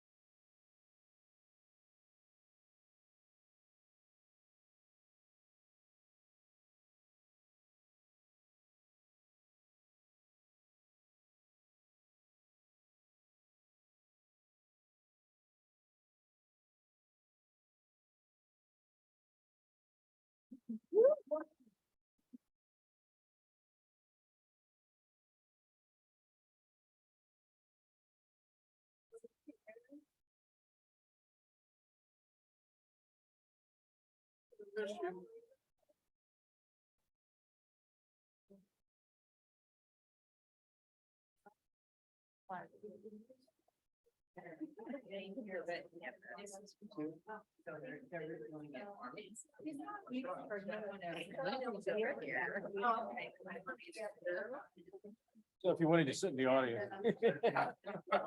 You'd have a wrong name, like. Don't want to be misidentified. No.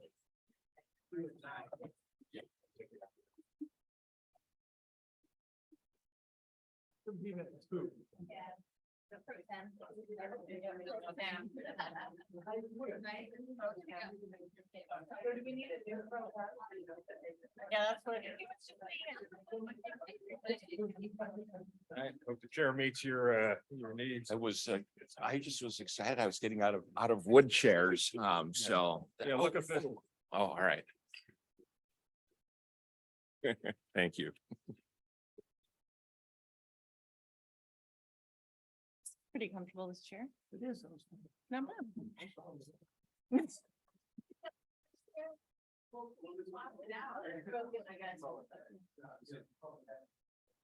Raise that up, probably.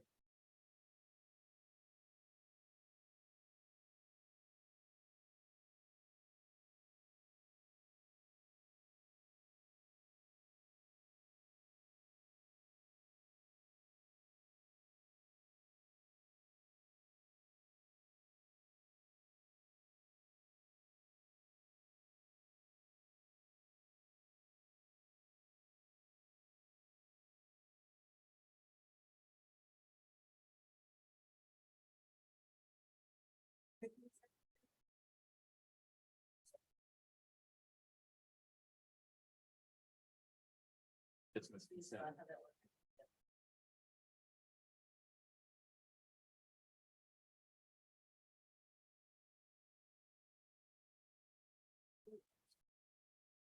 Oh, yeah, thank you. Quite a different perspective from here, isn't it? No joke. Yeah. I'm gonna learn so much and be so much smarter. Yeah, I can see the arch, I can see the arch from here.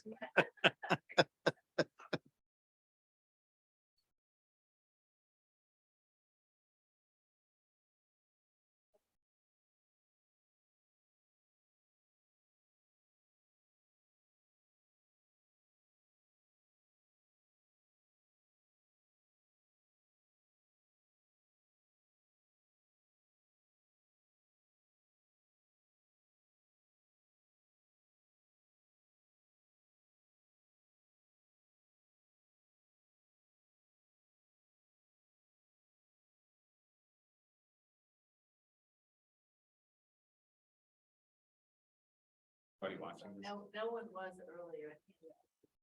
Pardon? Because I never turned it on, I think. It's not important. I was like it up here, you know. My stepdaughter. Oh, sweet. I invited my family to participate in this civics experiment, so. Well, mine was on Zoom and I had family watch. Because we were all still remote then. So. But.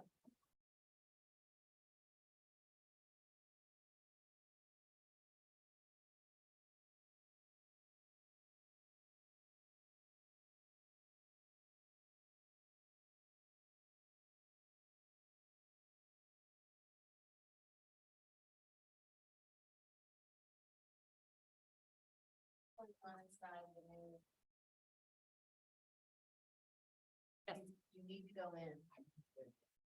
Incredible piece of art in the lobby that's like a movie.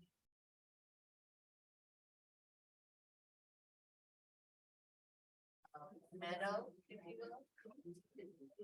will.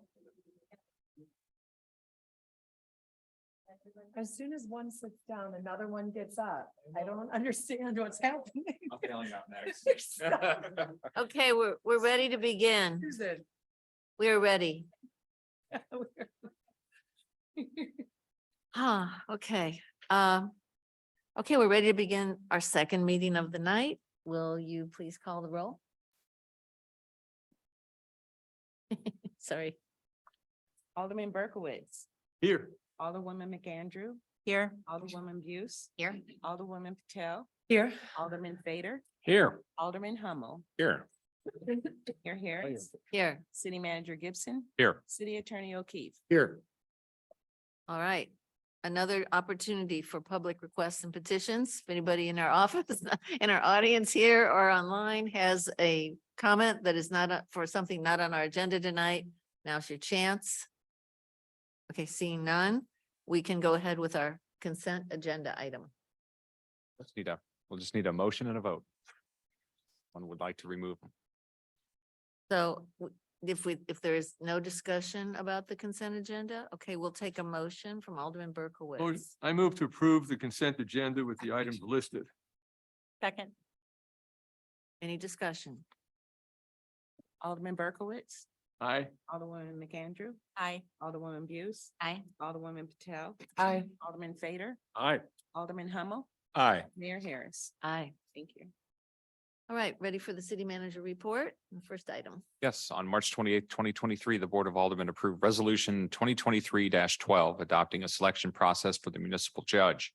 Recruitment for applications to serve on the municipal judge interview panel was advertised on the city's website and also in Clayton Connection on April 7th, 2023, with the deadline of April 20th, 2023 to apply.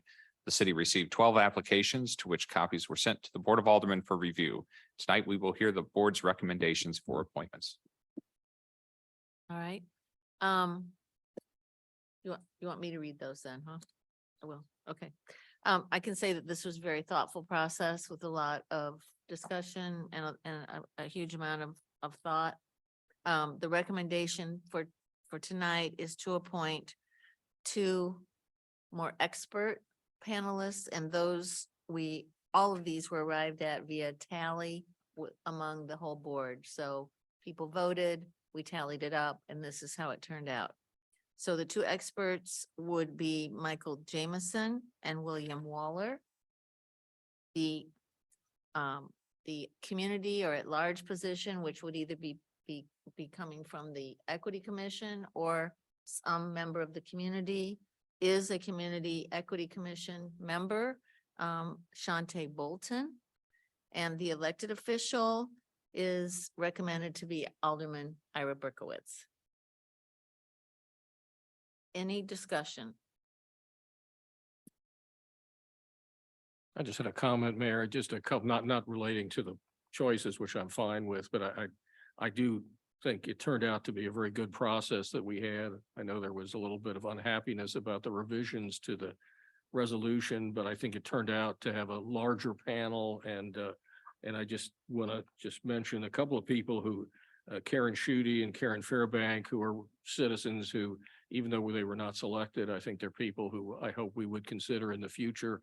I think it was great to have those people come out and express interest. And other than that, I'm fine with the selections. Any other comments from anybody? Okay, great. I do want to just say one thing and just as a general comment about the way the panel will operate. I believe we've discussed this, but our city attorney will help us by issuing some guidelines about the kinds of questions and sort of some rules of the road for questions for the panel to be using during the interview process of judge candidates.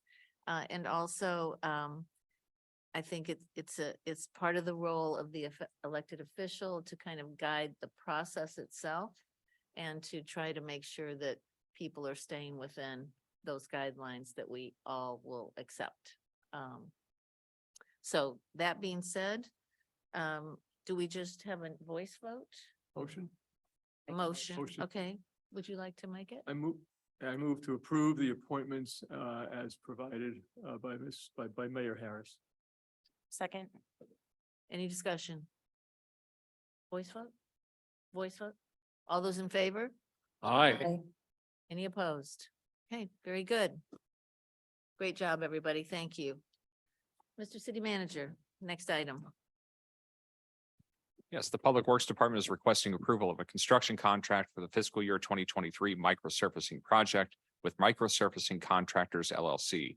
This project includes the application of microsurfacing on the streets in the Clayton Gardens, Parkside, Polo Country Club, Clayshire, and neighborhoods and on Carondelet Plaza. Additional pay items include pavement markings, concrete base repair, and traffic control. Work is expected to take place in early summer of 2023 and last approximately 2 to 3 weeks, weather permitting. Bids were opened on March 10th, 2023, and the city received 2 bids as shown on the bid tabulation. Microsurfacing Contractors LLC submitted the lowest responsible total bid in the amount of $550,659.14. This includes add alternates for base repair and fiber reinforcement additive that minimizes reflective cracking and protects the underlying base from water intrusion. The bid of the next lowest bidder was 10% higher. This project also includes base repairs and paving to Westmoreland Avenue, which was originally scheduled for fiscal year 2022. It is expected that this will bring the total to $916,000, plus a contingency of $10,000 for a total of $930,916. The fiscal year 23 budget has $564,411 budgeted. And the first quarter budget amendment contains proposed changes to cover the additional funds required. Staff recommends that the Board of Aldermen approve the ordinance authorizing a contract with Microsurfacing Contractors LLC in the amount of $550,659.14, plus authorization to approve change orders in an amount not to exceed $81,257.82 for a total of $631,916.82. Thank you, Mr. Malik, for all of those. This is for the fiscal year 2023 microsurfacing project. Couldn't you just round it up to the? Oh, he's back there smiling. Okay, I'll open the discussion. Any questions or comments? Matt is here if you want to ask him questions. I have. Did you really just ask an engineer to round? I was just poking him a little. Yeah, you're right. Yes, go ahead. Man, I've got a question for you. I got a visit from American Water recently and they were talking to me about lead pipes and all and how they're gonna make all these changes and do all this stuff out in the street. And I'm like, so how, is there some coordinating going on with American Water that, you know, that you guys are working with them? I would hope, because it sounds like they could really mess up whatever we're doing. No comment. Yeah, they came in about, Sorry, I missed it. I missed They it. had, he had a big pipe and showed it to us. I'm Like, sorry. Yeah. like, it was kind of neat though to hear about. a short version. They have been coordinating with us. We're trying to clear up some discrepancies between their lead service line replacement program and their service line replacement program, which they're taking advantage of doing both kind of at the same time throughout the city right now. They are prioritizing the areas where we're going to be paving this summer and trying to get those done first, so they're not coming in after the fact, but we are coordinating with them. We have a meeting with them tomorrow to further clarify this, to be able to address some resident concerns as they're starting work. All right, great. Thank you. Other discussion or questions? All right, Alderman Berkowitz, would you give us the motion? I'd like to introduce Bill number 6971 to approve a contract with Microsurfacing Contractors LLC for the fiscal year 23 microsurfacing construction project to be read for the first time by title only. Second. Any discussion? City Attorney? If we could note that the board this evening received at your places a revised draft of Bill 6971 correcting a typo. And the bill as introduced is not the one in the digital packet, but is introduced with the text that is distributed physically to the board this evening. With that notation, Bill number 6971, first reading, an ordinance approving a contract with Microsurfacing Contractors LLC for the fiscal year 2023 microsurfacing project. All those in favor? Aye. Opposed? I'd like to move that the board give unanimous consent to consideration for adoption of bill number 6971 on the day of its introduction. Second. All those in favor? Aye. Opposed? Let the minutes reflect the board has given unanimous consent. I'd like to introduce bill number 6971 to approve a contract with Microsurfacing Contractors LLC for the fiscal year 2023 microsurfacing construction project to be read for the second time by title only. Second. Any discussion? City Attorney? Bill number 6971, second reading and consideration for adoption. An ordinance approving a contract with Microsurfacing Contractors LLC for the fiscal year 2023 microsurfacing project. Alderman Berkowitz, Aye. Alderman Andrew, Aye.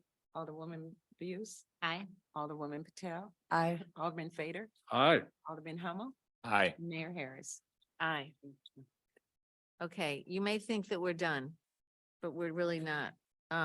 Couple of things. One, we've had a recent vacancy on the non-uniform employee pension or retirement fund board.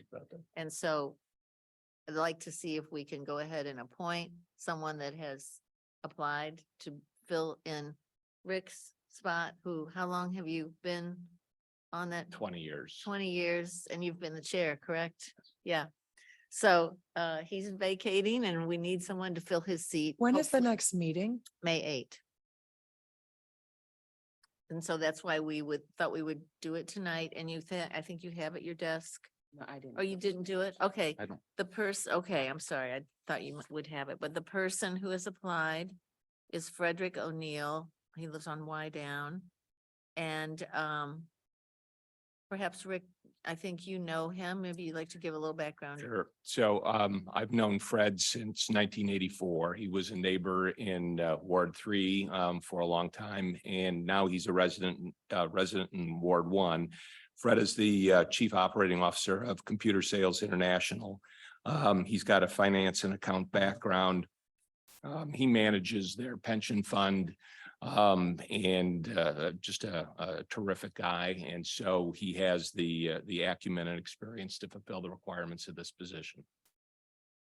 If I could, Mayor, this is absolutely no bearing on the applicant. But my general perception is that we have been doing a very good job of posting open positions publicly and soliciting for applicants and providing time for people to like indicate their interest before considering who fills a vacancy. And so I would ask that we consider, if this is not urgent and time sensitive, that we go through that public process and ensure that we are continuing to publicly invite anyone in the community who might be interested to fill these positions. I think that's a fair comment. I know that there was some concern about not being able to have a quorum for the next meeting, and so I'm not sure what the critical nature of that agenda was personally. I don't know.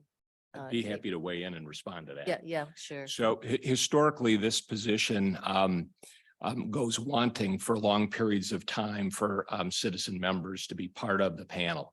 There are 2 employee members, participants in the plan, generally 2 aldermanic appointments, and then 3 citizens, 1 representing each of the wards is the goal, and that has been what's typically there. Keeping the citizen members a part of this has been a real challenge. And the dilemma is to make sure that we have an adequate quorum in order to do the business of the committee. The committee generally only meets 4 times a year. And so and there's different things we need to approve in a timely fashion. Sometimes there are actuarial reports, the annual audit, or other timely factors. The next meeting is in May, and then the following meeting won't happen for another 3 months after that. The risk, of course, is that there's not a quorum that could meet because a lot of the people that are citizen members travel. And so I'm trying to reduce the mitigation or mitigate the risk of not having a quorum for that particular meeting. Yeah, others, what are we thinking? I'm unfortunately, I just closed my minutes, but isn't this person already an alternate? Or wouldn't they step into the? No, Fred has had no involvement with the city at all. No. You're thinking of the appointment that we made in the first consent agenda. Thank you. Which Thank was you. an alternate to, Okay. yeah. Yeah, I think that if we can follow our process, keeping it open and accessible, that would be great. I don't know if that meeting can be rescheduled or how to handle it. Can we verify We can, what's well, on the agenda? we can have a quorum as long as everyone shows up. Yeah. So we're right on that edge. So whether or not Rita, who is the staff person for that particular group, if she can come up with some kind of time that may work for everyone, we might have to potentially deviate from our regular meeting time. But I think a quorum is possible looking at the numbers here, as long as we have everyone. And, I mean, our next meeting, we would want to give at least 2 weeks of notice for public. A lot of times we give 30 days.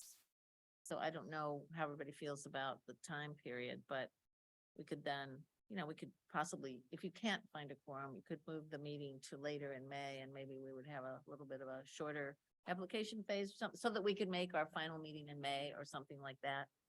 I'm just suggesting. Meanwhile, we can post it. And I think that's good. We can post it and then see what happens.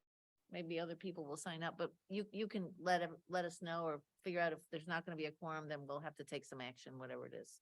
I'll have Rita Smith get in touch with the members to see if that date and time works. If not, then we'll see if we can find one that works. Just as far as the meeting schedule, as Alderman Hummel pointed out, we don't have another meeting before they're going to get together in early May there. So if we want to appoint somebody, this is really the opportunity unless we push that meeting back. But again, we may be able to work it out as far as the date and time.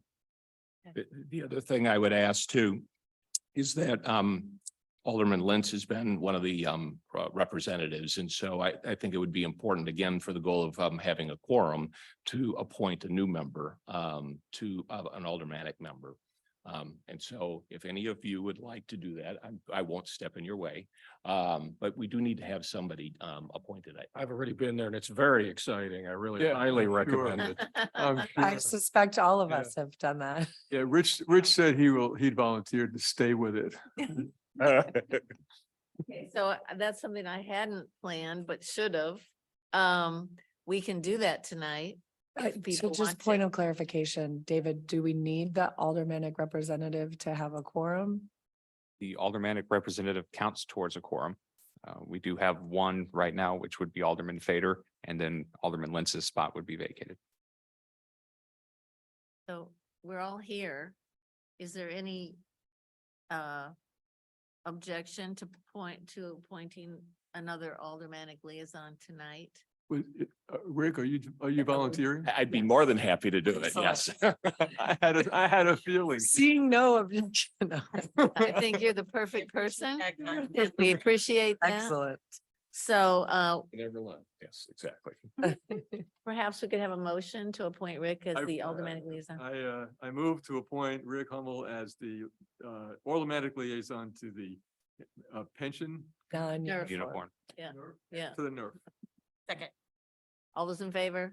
Aye. Any opposed? Okay, you're it. Thank you very much for That'll your help. service. Should be able to make that work. I think I can make that meeting. Thank you. Very good. Thank you for bringing that up. Okay, so one last thing would be that we now have a new mayor pro tempore. And so I need a motion from someone other than him to appoint Ira as the new mayor pro temp. I will move to approve Alderman Berkowitz as the mayor pro temp. I will second. All those in favor? Aye. Okay, any opposed? Okay, I didn't allow for discussion. I tried No, to you make did. that embarrassing. You did. And I'm a little upset. I don't have my plaque yet. It's coming. It's It's coming. All right, good. Okay, I think that is the last thing here, and like I said, no roundtable, and so I would take a motion to adjourn finally. Move to adjourn. Second. All in favor? Aye. Opposed? We're adjourned. Thank you, guys.